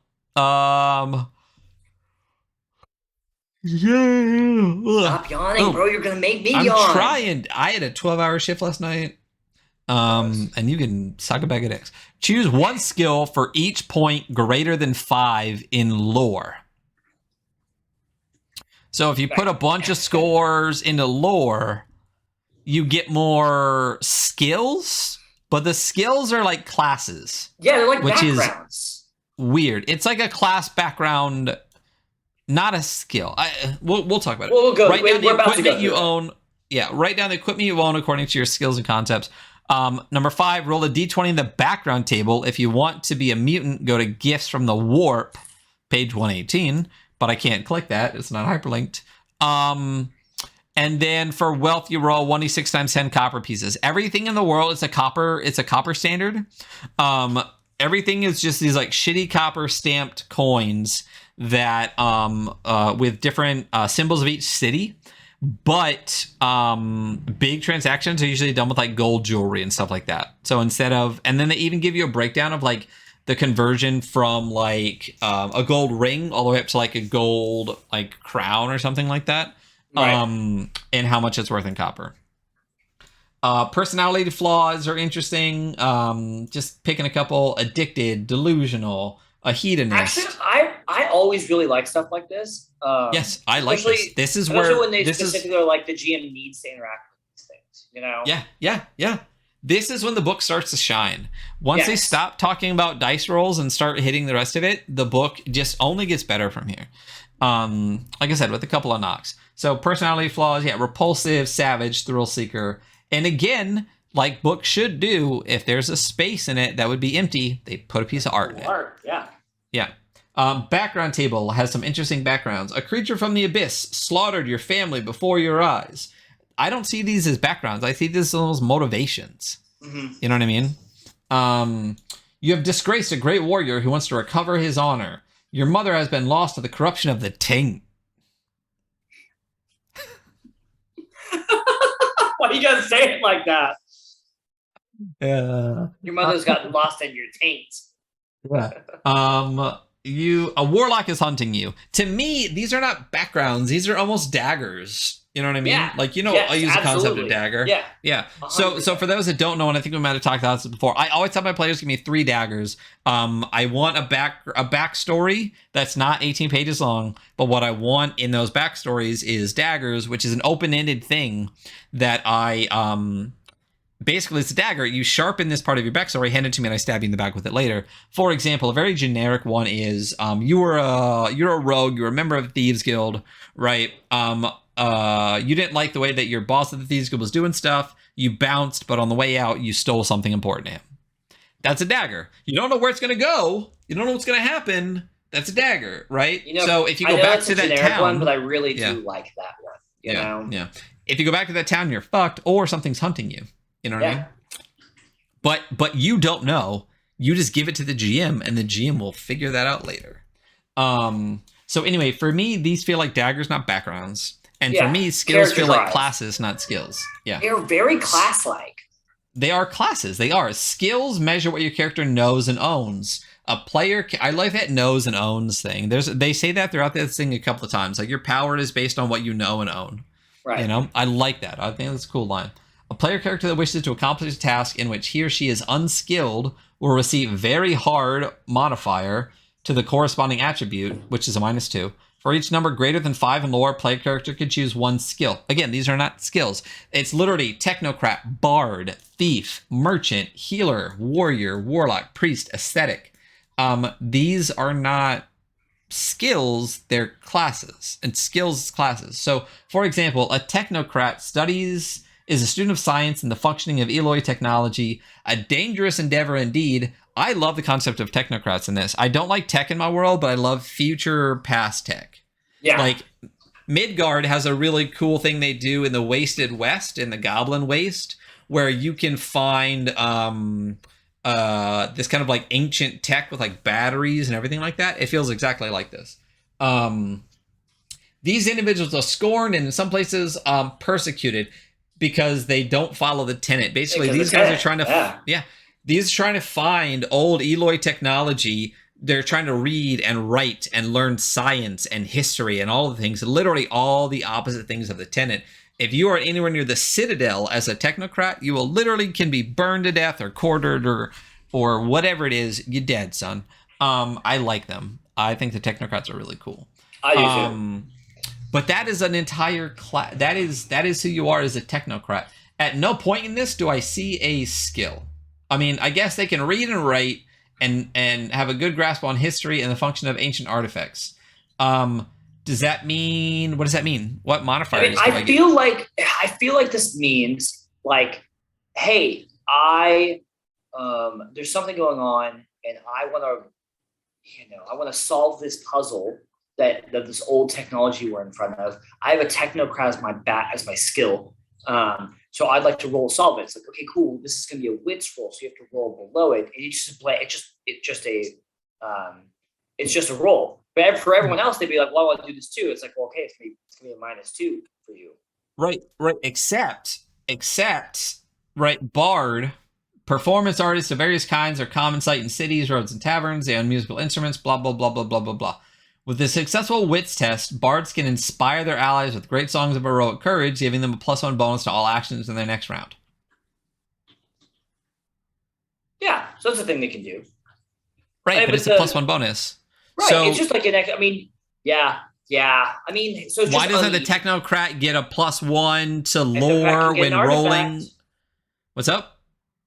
No, it only says lenient GMs can get. What I'm saying is, like, there's a bunch of these. Like, priests get a +1 to all. Right? No, fuck no.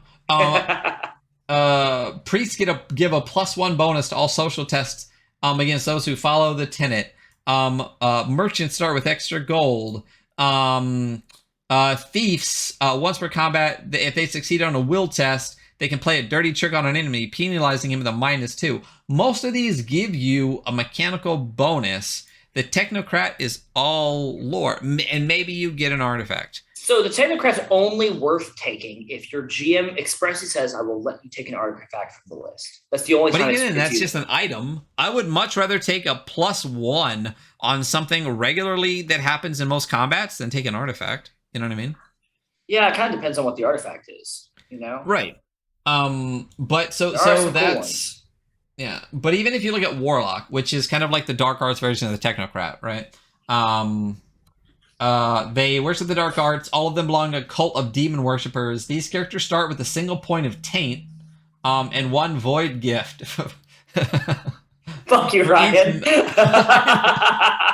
I didn't even say anything. These characters start with a single point of fucking hell. And 1 void gift for each number greater than 5 in lore. So you literally get void gifts for every lore. So if I was going to go Warlock, I'd throw at least 2 or 3 points in there and get 3 void gifts. Yeah. You know what I mean? To start. That's huge compared to the Technocrat that doesn't get anything. This is exactly how I would play this game. Is I would play as a Warlock correctly. So. Right. Oh, of course. Of course. I mean, you think I would. Yeah. But what I'm saying is, in that vein, then Technocrat should get like an artifact for each point of lore or something like that. You know what I mean? Yeah. I mean, except the artifacts are pretty powerful. I just glanced through the list. So. Yeah. Oh, there's even more: Travelers, Beastmaster, Professional, Fool. Beastmaster gets a pet. You know? Yeah. There's a dong on this page, but this section here, character advancement, comes from developing a rich story arc that helps build background with allies, enemies, and reputation, improving and gaining new equipment, and increasing your stats due to experience and training. Ask yourself how much and how long it would take to heighten your strength, speed, or wisdom. That is how long it takes for a character to improve an attribute. We suggest game masters allow PCs to increase attributes by 1 point only after a campaign of 6 to 8 game sessions. Dude, Players should be encouraged to Players should be encouraged to explain why they have improved in that particular attribute. To me, that's what's the word I'm looking for? That's a barrier to me. That makes me. It's grueling, you know. It's like, fuck, man. Okay, 6 to 8 sessions. I level up. It's like, yeah, you get +1. Well, and here's the thing. I like grueling. I like when shit's hard and stuff like that, right? Yes. But it's too a lot of times things like this sound cooler than to actually play it, because this isn't fun. You know what I mean? Like, Merkborg is grueling but fun. You know what I mean? You can die. Absolutely. And even when you advance, you can get worse in some things, right? I think I lost a point last time I got better or worse. But it's pretty much like on a regular interval. Like, at most, maybe every arc. And an arc is like 3 sessions. Yeah. Right? And it's more than just 1 attribute point. You can literally roll for all 4 of your scores. So you could get slightly better or slightly worse in all of your scores every time you level up. You know what I mean? Yeah. Mechanically, I'm just not into this. Yeah, so this is one of the things that sounds really cool. Like, this is grueling and this is hard. But in practice, it does not feel good to me. Yeah. It doesn't feel good to me. I would definitely reduce this like by half at least. By half, yes. I would reduce it by half. Yeah. Getting into equipment, there's weight categories: light, medium, heavy, very heavy, lighter daggers, mediums are swords, heavier two-handed swords, and mauls are very heavy. And then there's cool they had, like, for light though, it's also like potions, like how a lightweight item actually have weight to them. Right. And then it gives a whole breakdown of weapons. There's like, I don't know, like 20 different weapons here. It gives you the features, which is basically like the pluses, which I assume is the damage. So it's +2 bashing two-handed. So it takes two-handed. And I assume when you roll to hit, you get a +2 to bash with it. So if my might is 8 and I roll a 4 and a 2 and I get a 6, I get to do 4 plus my 2 bashing with the club. And I do 6 damage. Right.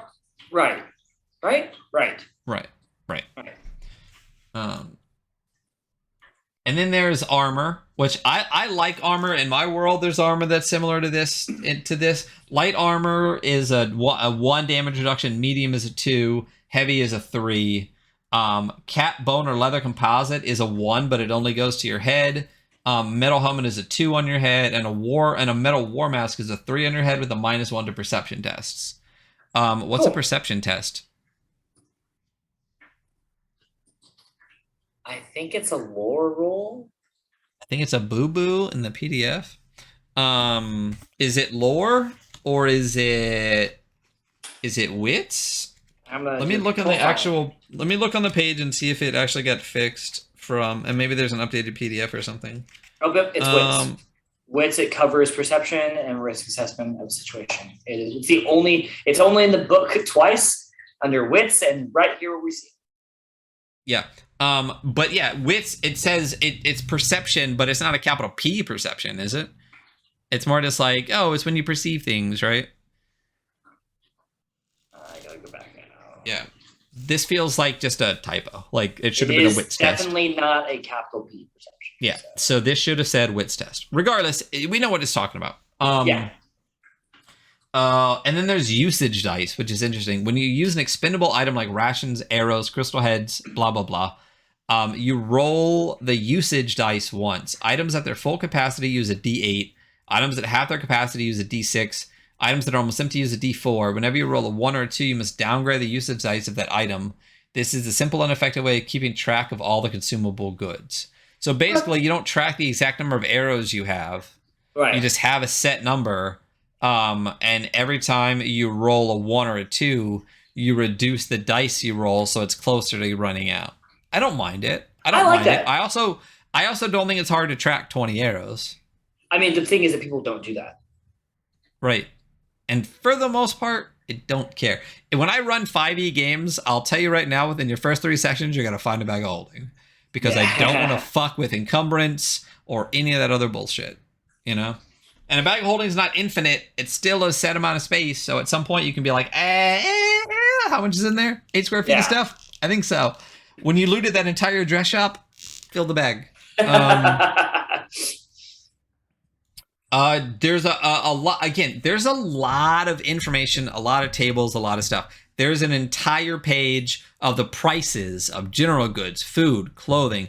Honestly, I feel like they spent way more time on the lore and all these tables than they did on the mechanics, because the mechanics I don't even know what the word I want to use is. I don't think it's clumsy. I don't think I think they're overly complicated, almost convoluted. Bloated. They almost feel a little contrived. You know what I mean? Yeah. Like they almost feel like this is an interesting, different way. Yeah. But it's not. You know what I mean? Reinvented the wheel. We made it a square now. Yeah, that's exactly. You could not have said it better. Like, I feel like they are overcomplicated and contrived is how I would do them. I feel like they tried to get cute with them. Yes. Yeah, and I don't like it. There's so much other good stuff in here. It really is a shame. Oh my God. I'm not very incentivized to play this game for the rule set, but I am for like almost everything else in here is great. Oh my God. So, I mean, could you imagine like running my game, the one that I'm working on, with this lore though? Oh yeah, it'd be perfect. It would be really, really It'd be good. so great. It'd be so great. So yeah, it would work really, really well. Right? Yeah, and even the monsters in this port pretty easily. Yeah. So looting commoners and wealthy people. I mean, there's so much. There's no way we can go over it all on stream. I mean, it's already almost 10:30. we're gonna hit the highlights on some of the big lore and some of the big people, but like psychoactives is in here. It's cool. Basically, I thought it was pretty cool. Some of them give you some bonuses. Some of them don't. Bonuses, but, like no, white worm is basically acid. Purple snort is basically cocaine. Oddities tables, some beautiful art. This is one of my favorite pieces of art in the entire book. I love this. It is really cool. If you Google Warpland, there will be a page where there's like a canyon with a sword coming down into like a skull. That's what this page is. It's like a pile of like weapons and skulls and helmets and shields and stuff like that. Just Google it, and of the two images you usually find in Google Images, it's the cover of the book and it's this piece of art. And it's a really beautiful piece of art. Yeah. So we've gone past how the rules work in Genesis. We're in the realm. So basically, there's a map here, and we can talk about these places a little bit as we go through. So there map is very Merkborg, you know. Yeah.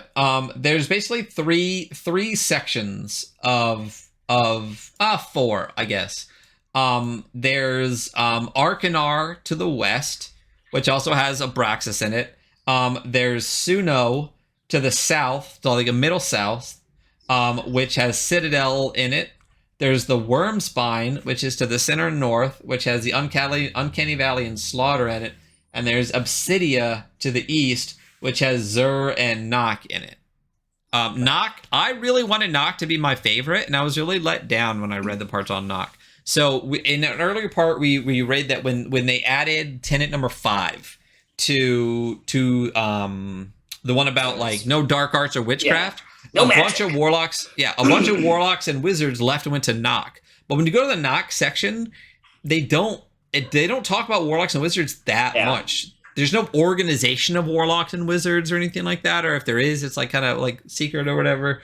I also feel like the cities are all kind of samey. Like they have a ton of tables, and we'll go through those in a second, of like minor events, major events. But if you look at Citadel and you look at Nock, it's basically like those in power are beating up peasants, and that's the city. So it does get to be a little samey. And that's my knock on the lore. A lot of the lore is fantastic, but like I said, I do feel like parts of it are a little samey and a little tropey. More great art in here, though. So Arkanar used to be, so the west is basically where Eloi used to be, the Eloi peoples. So Arkanar is where is a wasteland where the Eloi civilization used to be. I also believe that's where you find a lot of the technocrats. Another beautiful piece of art. I mean, I can't even describe some of this stuff.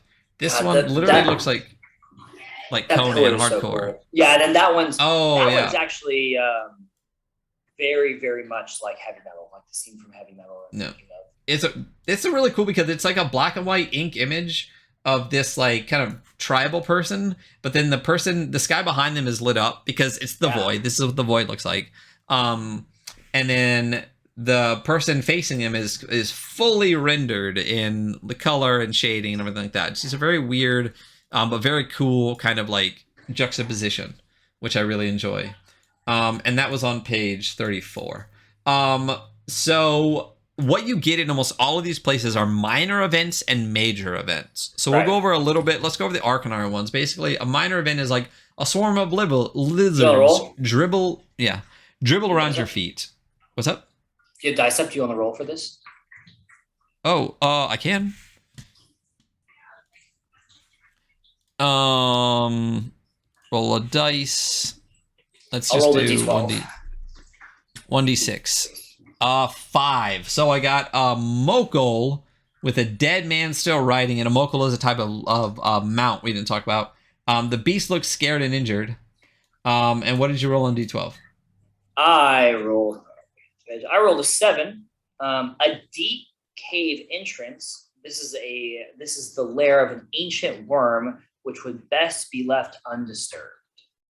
Yeah. So you see the difference between minor and major events. Minor event is wind blows, the howling of a mechanical beast. Major event is like shit's hitting the fan. Another one in here is a mysterious Eloi temple hidden in the hills where Doomsday cult of 3d6 mutants live and worship an egomaniacal artificial intelligence. Big difference between the two. And then there's also a section of travel, that things you could find: sulfurous vapors, quicksand, tar pits, those kind of things. And that's so great. Like, this is such a good part, you know? Oh, great. I completely agree with you.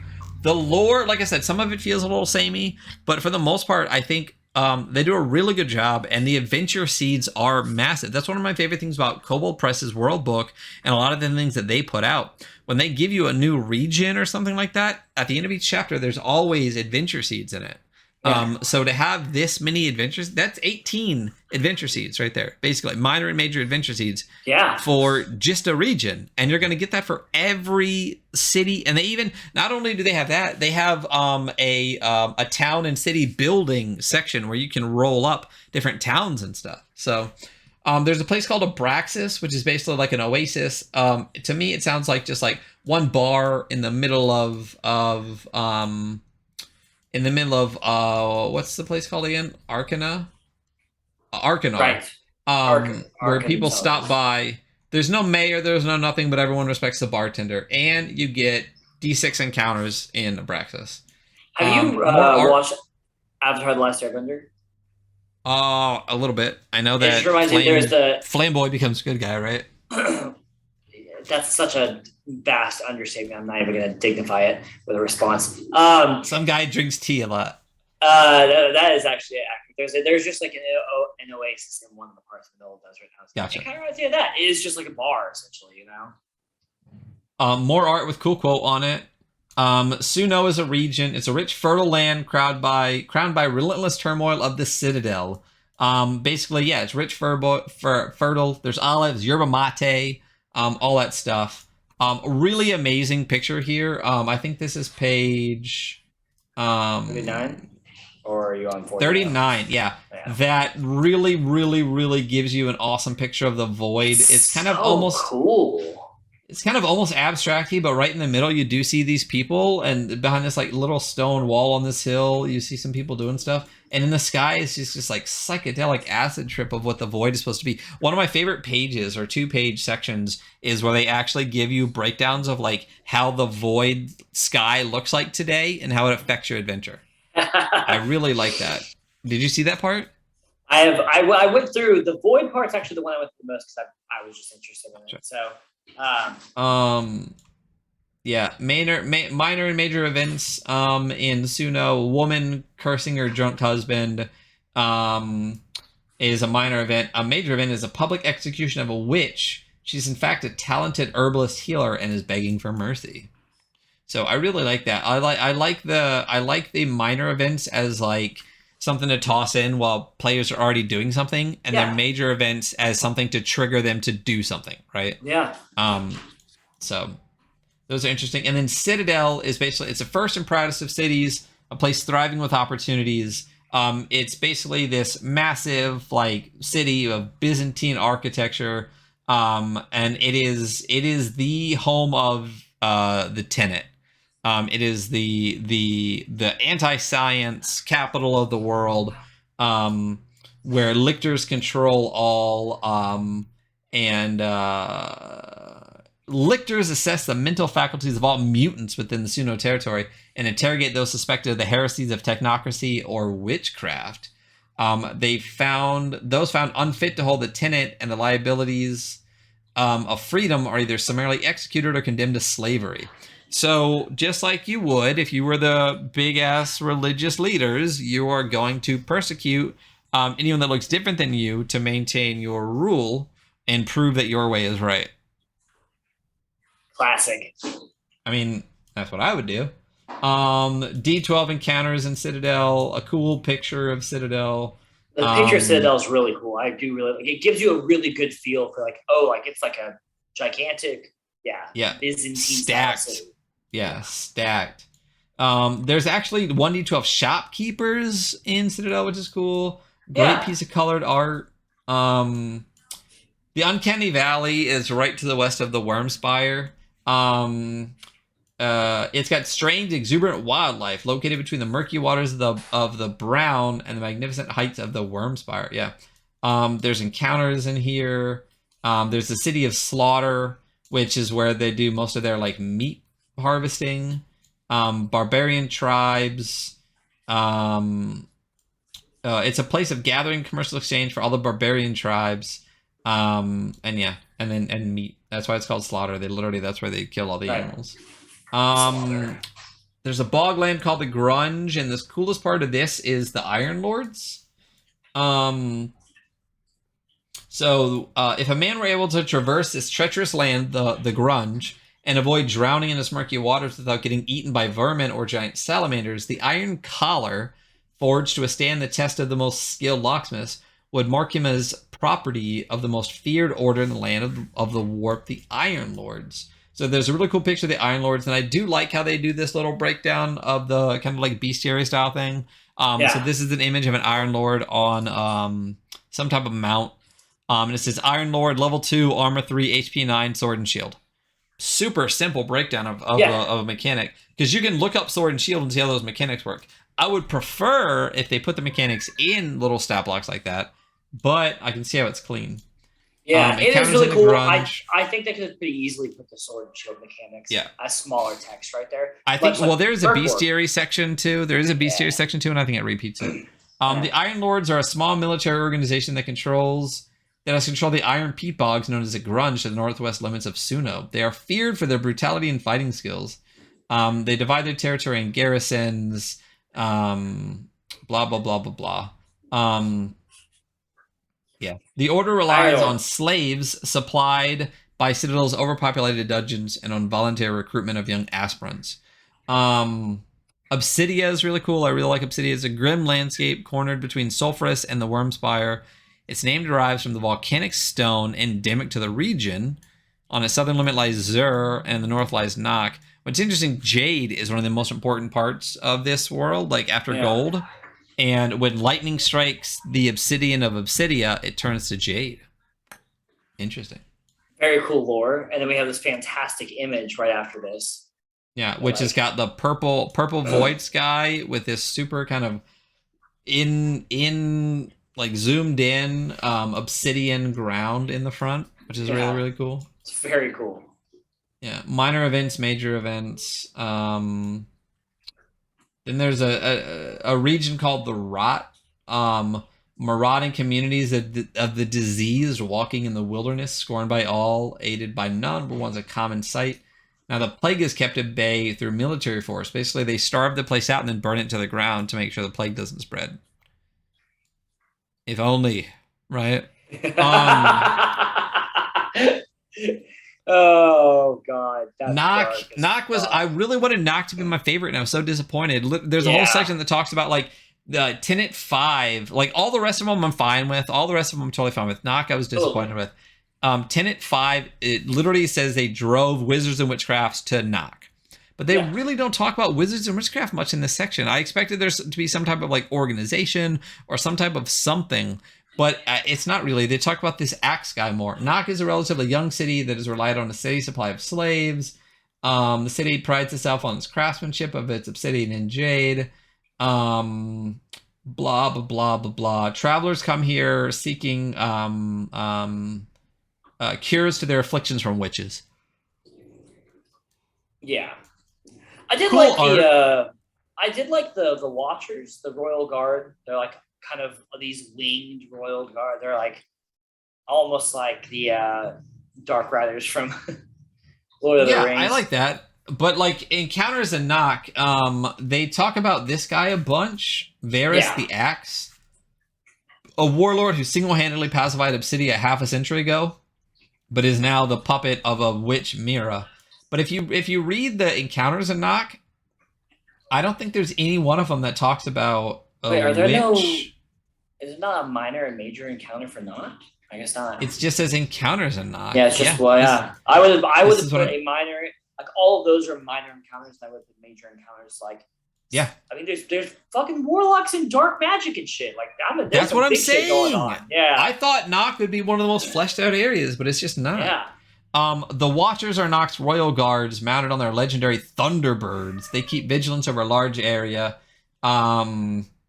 The Flying Guardians are highly trained and dreaded. The art on this page is really, really cool. It's on page 59.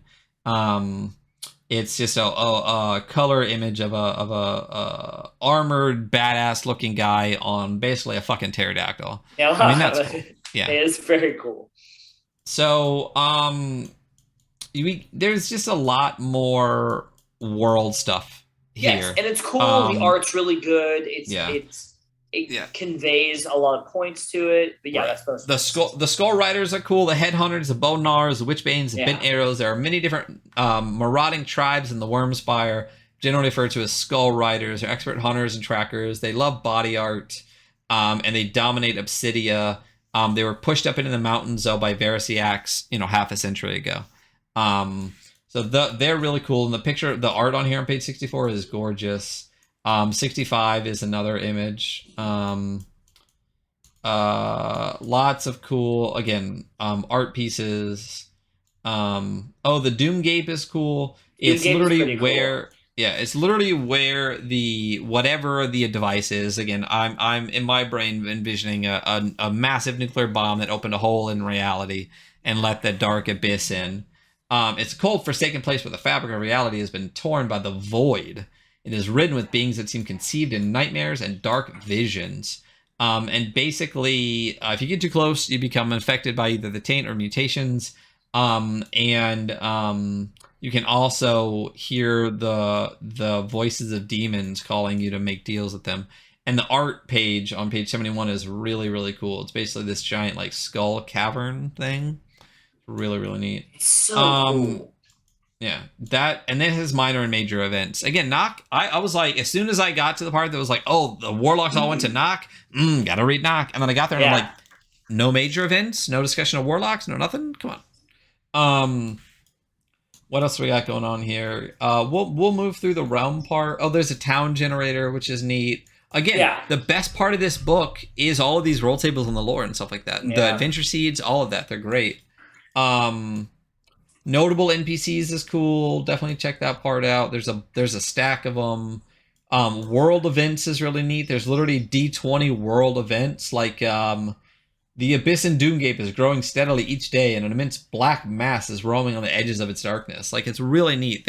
The number of adventure seeds in here is insane. Yes, there's so much to do. It's almost like it would take me several times of reading this all the way through to get like a good enough handle to like. You could roll a sandboxy game in this, but I would have to read it a few times to really get it down. A rumor table, which is cool. Metal, stone, and beliefs. So this is where it talks about like the different kind of so coinage we talked about. It's all copper standard. Clothing we talked about. Apparently most people go naked or very lightly clothed because one, showing off your powerful body is a good thing. Powerful body, Yeah. And not only that, showing off a healthy body because there's so much disease and mutation. If you have a strong... Emily walked in right. I was like, showing off your powerful body. She's like, that's a weird thing. As she leaves. Shout out my girlfriend. But so showing off a healthy body is supposed to be good because again, this whole world is based on power and all that kind of stuff. Right. So if you can show that you're powerful and healthy and stuff like that, you very Conan the Barbarian in a lot of ways. Yes. Well, they have a whole section in the back. It's kind of like an appendix of like movies to check out, like Heavy Metal, Red Sonja, Conan, all that kind of stuff. Oh, nice. But it reminds me hardcore of Conan. It talks about religion a little bit, and one of the things that really digs into is nihilism. Basically, a lot of people are in like doomsday cults or nothing because they're like, we've worshipped cults for a long fucking time now and nothing's happened. So the world sucks and everything sucks. And I'm like, that's exactly what it would be. You have a good Nihilism point. Has spread like wildfire. Yeah. There are no invisible gods. There is only man in dialogue with the unchained forces of chaos. I love that line. The Tenet, we talked about the Tenet already. Temples of the True Light, which is basically the people that this is where the Tenet is though, because it needs to be way earlier. It's very defined. Way earlier. A lot of what we read. The Scourges are neat. Basically, they're people that believe in the Tenet so much that they burn and purify things that they don't think follow the Tenet with fire, which, because of course they would. Brotherhood of the Whispers is like a little spy organization. The Legion is cool. It's literally a group of, able-bodied men and women afflicted by the rot. Basically, when you get this disease that will soon kill you, you can join the Legion as mercenaries and basically get paid so you die. And people don't want to fight literally an army of diseased, like, plague people. So they win all the time. Society of Technocracy is a bunch of technocrats. The Warp and the Void is a section that's really cool. It literally talks about what the warp is. True light has been averted from its essence. It has been filtered and manipulated by ineffable crystal shard technology of the Eloi. This corrupted version of the light is called warp, and it dictates a convoluted growth and rhythm to all things. So that is what the warp is. The warp is basically how Eloi technology works. Yeah. Yeah. The sky is referred to as the ether, is composed of pure warp energy. So the burnt, broken sky is literally warp energy, and it all seeps from the void. You roll a d12. Each condition lasts 1d6 days to determine what the ether is like. And you literally just have to look at this. This is one of my favorite, I said this earlier, this is one of my favorite 2-page spreads in the book. It's literally d12, or is it d20? It's D12 things what the sky would look like. So each page is split into like literally an image of what the sky looks like, and then what it means. Cool.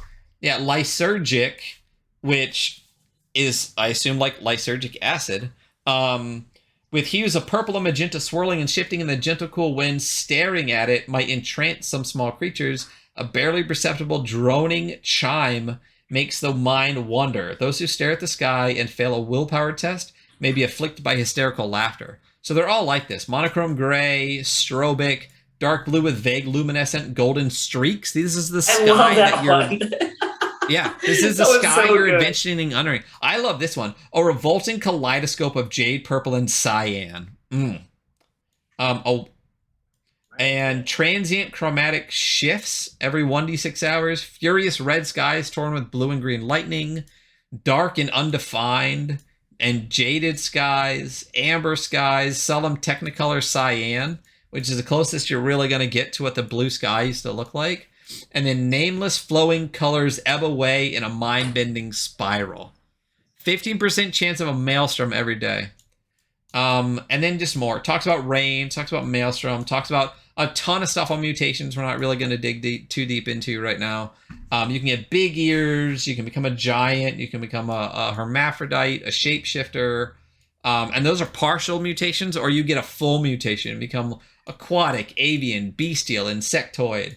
And they got all of these images on the side look like the bad guys from like old Power Rangers episodes. Yeah. They're literally just people in crazy suits. Costumes. Yeah. Mutant flaws. Artifacts are cool. It's forbidden Eloi technology. Some of them are really neat. A force field. A bizarre-looking belt made of strange metal provides +2 armor when activated. It reminds me a little bit of the thing that they turn on in Dune. Yeah. Yeah. I don't remember what that's called. One of the ones that's really neat, that's supposed to be like super powerful, is a time freezer.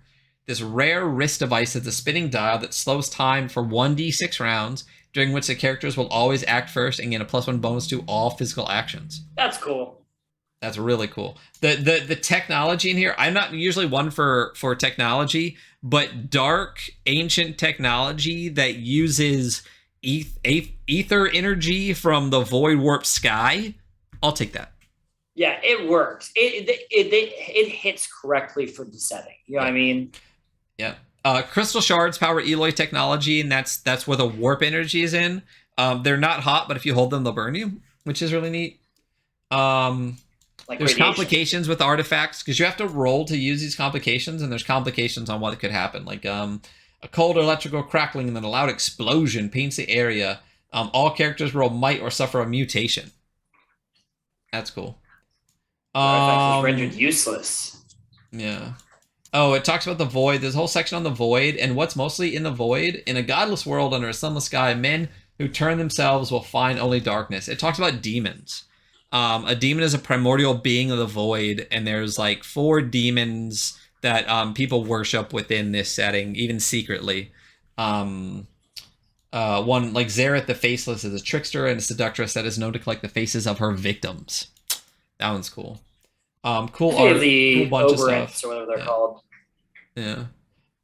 Magic is gifts from the void. The dark arts possess powerful gifts bestowed by the demonic forces of the void.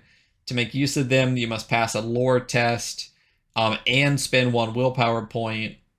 There's a bunch Hey, of look, spells here. we found where willpower is used mainly. Yeah. There's a bunch of spells here, and they're dark. Confusion, darkness, speak with dead, summon vermin, viscera seer. Really, really cool stuff. Taint effects. When you get affected by the taint, each time you acquire taint, you roll 1d6 on the table to find out how it affects you. You could be a sleepwalker. Your shadow could be affected. Your shadow acts according to your desires. You could become a lich. Your visage looks disturbing. And your voice breaks. Your increased effect is you crave human blood.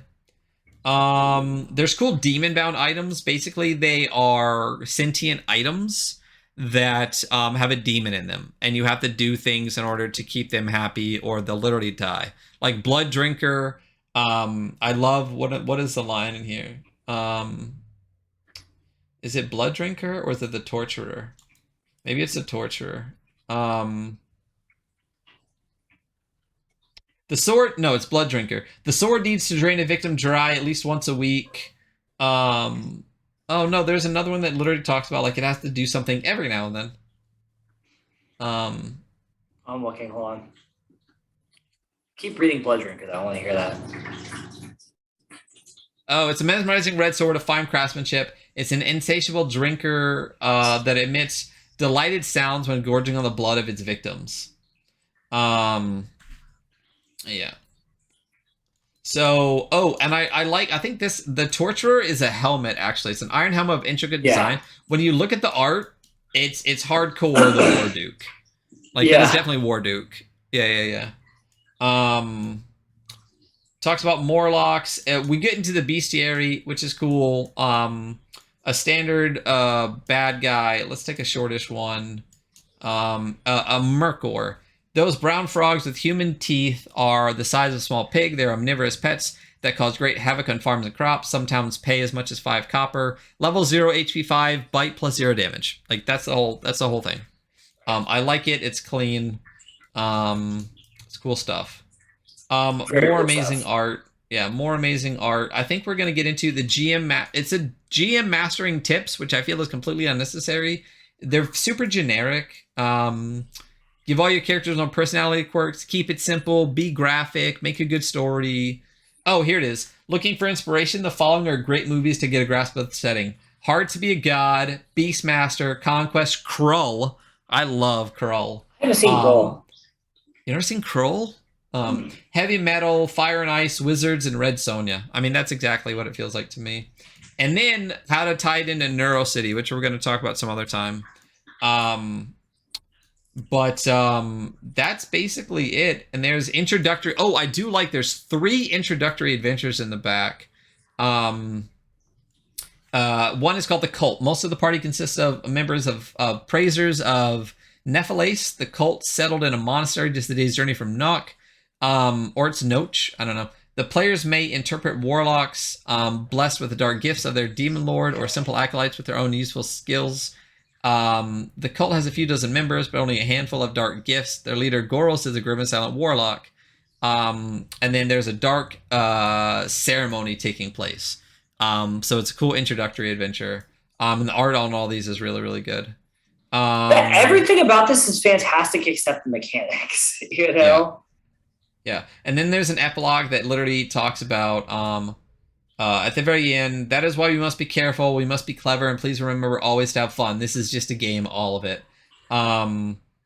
So basically, it says, like, you're holding something precious and forbidden in this world, in Warpland, so appreciate the written word, and also that violence is part of the game, but keep it in the game. So yeah. So that's Warpland, and then there's pages and pages of Kickstarter names in the back, which I do love when people do this. I do kind of like the put your name in the book kind of thing. It's cool to see your name in the book. There's a character sheet and a bunch of pre-gen characters, which is nice because you get a sense of how they work. and that is Warpland. So we're going to go directly into the review for the game real quick. So, drum roll. I remembered. What's up? Nothing. Yeah. Keep going. I remembered to add the logo to the top of it this week. This is Warpland. Yeah. So, we're talking about scores here. The first score, and we talk about we do art and style is 1, layout and function is 1. Excuse me, rule set and crunch is 1, originality is 1, and price is 1. So art and style. What are your thoughts? I mean, the art and style is fantastic. It's really good. Yeah. It's very dense. Maybe not as dense as like some of the stuff, but it's still very, very dense. I would say for me, I'm thinking somewhere in the 4 range, for art and style. You think 4? You think 4? I really, really like it. I think it conveys the vibe really well. And I think they use art a lot. I think Merkborg's like a 5, right? Where the art is functional art even within the rule set. This doesn't have that.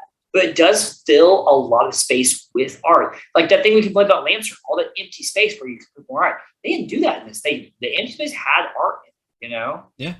I was almost ready to give this a 5. Ooh, were you? Because of that, like there are pages where it's just art and you get the vibe. There's no empty space in this book. Right. There's 0 empty space in this book. And that's the reason I was considering giving this a 5.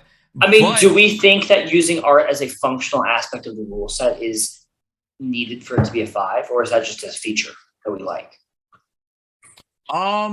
That's up to us, I guess. I mean, yeah. I would be comfortable giving this a 5. I don't think it's that far off from it, even without me giving it a 4. I think that's like the art is really, really, really, really good. And it's very consistent and constant. And especially when you get into the lore and like every page is an art page, like what these places feel like because they show you. Yeah, that gives me a 5. I can't. So like we this isn't out of 100, so we can't give something the highest thing possible. Like it's just like, I mean, Merkborg might be better than this, but in my opinion, 3 is average, right? Right. This is well above average. Well above average to me. Yeah. I think even like D&D is a 4 because there's not a single empty space in that book. This is a 5. Yeah. Like 3 is like good art. Most of the pages have maybe a little something on them. What did we give Lancer? Lancer we gave a 3. Oh, we should have gave it like a 2. Maybe. Realistically. Some of the art was really good, 3. I think we bumped it to 3 because the art that was there was so good. Really fucking good. Yeah. So I'd be cool giving this a 5 if you want to give 5. Let's do it. Throw 5 up there. Okay. All right. We got to be generous somewhere because it's gonna lose a lot. We're not. Yeah, they're gonna lose a lot. Layout and function. The book functions. I think the layout is. There's parts where I wish things were in other parts. Same. And as far as function goes, as far as a PDF goes, not a single hyperlink to be seen. Nope. I would consider this average as far as. Is average starting to touch a little bit below average for me? Because there's a lot of stuff I would have moved around in this book. Like the tenants, man. Like I know I keep harping on that, but like they reference it so much and then it's on page like 100 and something. But name me 2 other things you would move. There's that section about NPCs I put in the game master section. A 3. I'm good with 3 of those one. Yeah, that's what I was thinking. Oh shit, I hit the wrong thing. So this is a 5. And score 2 will be a 3. All right. Okay. Rule set and crunch. I just don't like it. I don't either. I just don't like it. Like there's parts, I don't hate all of it, and that almost makes it worse. You know what I mean? Like, yes, if I hate it all, that'd be fine, Yeah, but there's parts of it I do think are okay and could have been done. Like I don't hate the roll and then the highest dice you rolled is your damage. Yeah. Kind of. I kind of. But I feel like it rewards players at low levels, and over rewards him at high levels. 2. You know what I mean? 2. Yeah. But pretty much, what part did we like? Oh, we like Wounded. We did like Wounded. I did really like Wounded. I thought it was really cool. This is scraping the bot. This is a low 2 for me. You know. This is a 2. It's so convoluted, and I feel like it's contrived. Like, it tried to be cute, and it's not. It's uggo. It's a uggo. Originality, though. I don't know of another tabletop role-playing game that is like this game. Yeah, it is really good. It's a bummer that I don't like the crunch, because everything else is just so fantastic. It really is so good. The thing about it, though, is so much of it doesn't need the rules from this game. Yeah. Oh, yeah. I'm totally ripping this game. Like, and just putting. Yeah. I'm gonna make you could definitely play this setting without this rule set, because again, considering that the entire rule set is right here and the entire book is right here, you don't need all that. Yeah. So I 4 to 5. What are your thoughts on this? It's a low 5, high 4 for me. I'm right in between. So. All right, let's go 5. I mean, let's go 5. Yeah, I do think that's really good. Price. Okay, so the price of this book on Kickstarter was $63 plus shipping. No, not this book specifically. What I got for $63 plus shipping was, and we didn't even talk about this in the we didn't even talk about this in this. You get Warpland. You get the Forbidden Book of Tangible Reality, which is the core rules you need to run the game in one small little book. Okay. So this is Tangible Reality. It's just the rules. You get this, the Not Thanatopsis, which is an adventure. It's a PDF. It's only 4 pages, but it's a cool little adventure. And it's got even in 4 pages, it's got a bunch of roll tables. It's got some great art. It's got some really cool stuff. You get, in addition to that, I also got, for that $63, I got NeuroCity, the book, right? And I don't know if you saw this, but Warpland also comes with like an 8-track soundtrack with it. Very cool. But that's for the Kickstarter, right? So if I go buy it right now, I have no idea how much it costs. I do. I have it in front of me. What is it, like $37? So it's on sale right now. If I want to get the PDF, which is not hyperlinked at all, is $8.50. That's okay. I'm good with that. Yeah, that's $7 to $10 for a PDF. Yeah, especially a 150-page PDF. Soft cover book with no PDF whatsoever is $35. So there's no PDF attached to it. You just get the book. For $35, that's still okay, but like, why wouldn't I get the PDF? And then the PDF plus a soft cover is $43.50, but right now it's on sale for $35.50. So you could get it for right now for $35.50, but it is $43.50 for it's a little much, right? Yeah, and the PDF. And I mean, if it was hardcover, I would say that's a decent price. It's a great price for a hardcover book. First of all, I don't know why this isn't hardcover. I mean, it's a big floppy book. Big floppy boy. It would be a lot. This is almost like a. You could almost throw this on your coffee table if this was hardcover. You know what I mean? So the Kickstarter price wasn't bad, but that price is not good. Yeah. I would not buy the book and PDF for. I mean, I get 3 is average. Would you consider that average cost? Yeah, just about. Well, okay. God, it's kind of hard to say because you know what? If I was to go on an Exalted Funeral right now, and I was to go find pretty much any full tabletop game, that it would have the PDF attached, and the highest ever going to be is like $50, maybe. You know, Arc is like $50. So let's go to Exalted Funeral and find what's something of a similar size. How about Ultraviolet Grasslands? Ultraviolet Grasslands. Yeah. It's almost the exact same way, same in everywhere. It's very, very similar size. It's also not a hardcover, but it came with the PDF. Well, Exalted Funeral always comes with a PDF. Yeah. Why wouldn't you? Ultraviolet Grasslands.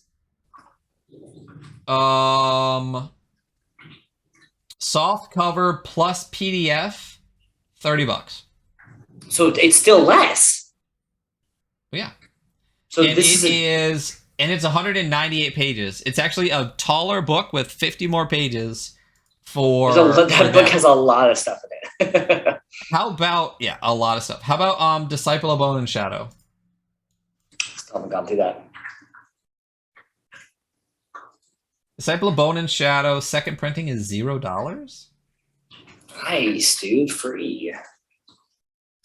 Bro, if that's a free PDF, you should snag that. I'm going to snag it right now. Free PDF. Are you on Exalted? What are you on? Yeah. Disciple of Bone and Shadow Conquered Sun Edition is a great book. It's 254 pages, soft cover, perfect bound. I have it. It's a solo adventure you can run with the GM if you want it to. It is 256 pages, and this comes with the PDF. It's $25. So two. This is a 2 for pricing. 2. You know, it's a 2. I mean, it's an expensive soft cover, but that's a really expensive soft cover book. It's also soft cover. Like, give a hardcover option for this. Yeah. Come on. I mean, it's nice, but you know how much nicer this would look like in hard print without this like a matte hardcover. Again, I really wanted to love this, and I don't. I like it, and the lore is great, but I don't love it. So the total score is 5, 6, 7, 8, 9, 10, 15. It's a 17. This got the same score as Lancer. Lancer was good in some ways, and it was not in others, you know? I feel like Lancer was more consistent with their scores. I think it was a lot of like 3s and a couple of 4s. Yeah. But if you look at the scores on here, it's 2 5s and 2 2s. You know what I mean? Yeah. Like, you can't get like... So basically what we're saying, if you look at the scores on here, is that the art and lore of this is amazing. It bumps it pretty high, you know? Yeah, and everything else is average to poor. The layout is average, the rules are poor, and the price is poor, is what we're saying it. We really went in on this one, so... But, I mean, it did get 2 5s, you know what I'm saying? But is my math right? 5 plus 5, that's, so the total score is 17. We were fair, you know, we were fair about it. Like, I think the way we graded was honest, you know? And I think what's really interesting is we both had the exact same thought reading this. Is just like, first of all, it's like, wait, what? Yeah. That's my very first thought was, wait, what? And my second thought was, I don't like it. Yeah. Yeah. And my third thought was, damn, this lore is good.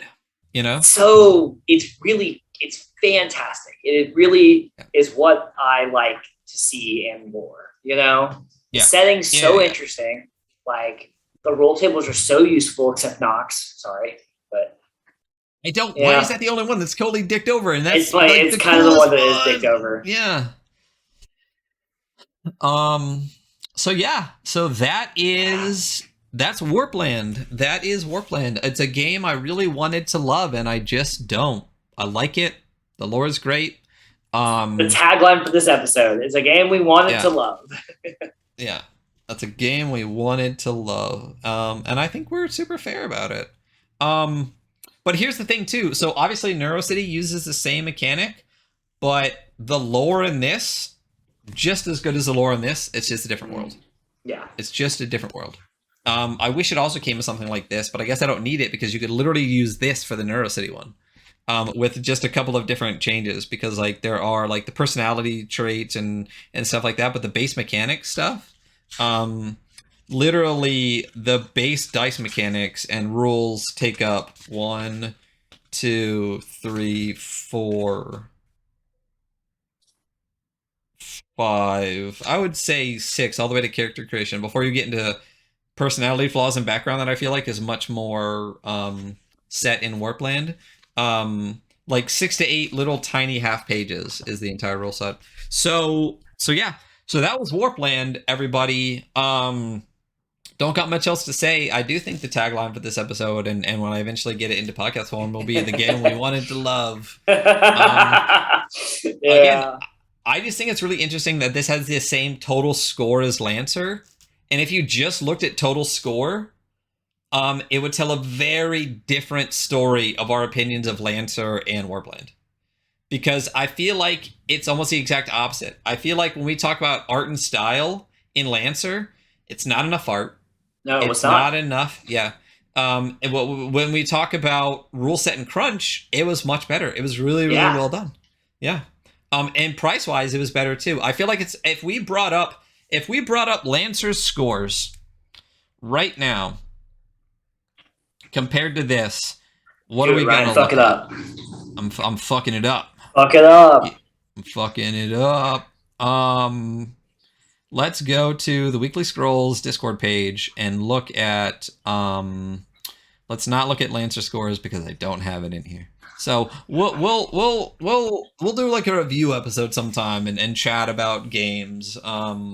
But I do remember that Lancer did have a 17. I don't have it printed out on here. I do have it in no, I sent it to you, right? Remember I sent it to you in when I had those test ones.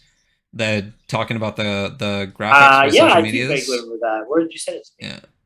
Yeah. In Discord. I'm working on like a really crappy logo because I'm not a graphic designer. But we'll have something and then fix it with something else. Okay, so Lancer, I have it right here. Art and style was a 3. Layout and function was a 3. Rule set and crunch was a 4. Originality was a 3, and price was a 4. It was just more consistently. It was a good average game across the board. It was a very good average. 3s and 4s. But what's interesting is rule set and crunch was a 4 and price was a 4. 2 highest scores. In this game, rule set and crunch and price were 2s, the lowest. But the art and the originality, like there is something to be said. I do believe, like, if someone asks me, like, I really want tabletop games and I'm looking for a book to pick up and I want something interesting more, I would tell them you should get Warpland. Like, you should hack the rule set or use a different rule set, but the lore and the roll tables are like very valuable to get. I would still buy this. Maybe I wouldn't buy it because I have it on PDF, but you know what I mean. Yeah, totally understand. I bought it. And I think it's worth it again for $63. Even just the amount of lore, and the soundtrack, the little 8-track soundtrack that comes with it. You should listen to it. It's like a weird primeval dungeon synth. So it's kind of like synthy, but then there's war drums in it. Oh, like it's pretty cool. It's pretty good. It's pretty very appropriate for the setting. So yeah. So everyone, that was Warpland. What are we doing next week? We kind of both picked Warpland. I kind of picked it. What do you want to do? Oh, what do I want to do? Do you want to do a bigger game? Do you want to do a smaller game? I do not want to do a bigger game. Is Into the Odd small enough to get through Yes, in definitely. One episode? Oh, it's way smaller than we just went. So we can go through Into the Odd. Do you want to do Into the Odd? Is that what you want to do? Yeah, let's do Into the Odd. Yeah. Yes, because the All books right. haven't been shipped yet. So we're going to talk about it before most people have gotten a chance to look at it. So there you go. So then we'll just look at how the book looks when it comes in on the Kickstart the Podcast when you get to see physical rewards. Cool. All right. Well, thank you everyone for being here. Thank you so much for everything. Thanks for coming, y'all. Yeah, and thank you out there in podcast world for listening. Eventually, my goal tonight is to get some sleep right now, and then my goal tonight is to actually get these up, and then actually have a decent enough logo to put out there and not feel embarrassed by it until we find something better. We're getting there. It's a 4A. Listen, this is the baby steps forward, you know? I like the one that I made. I just wish I could make it better. But you'll see it on our Instagram.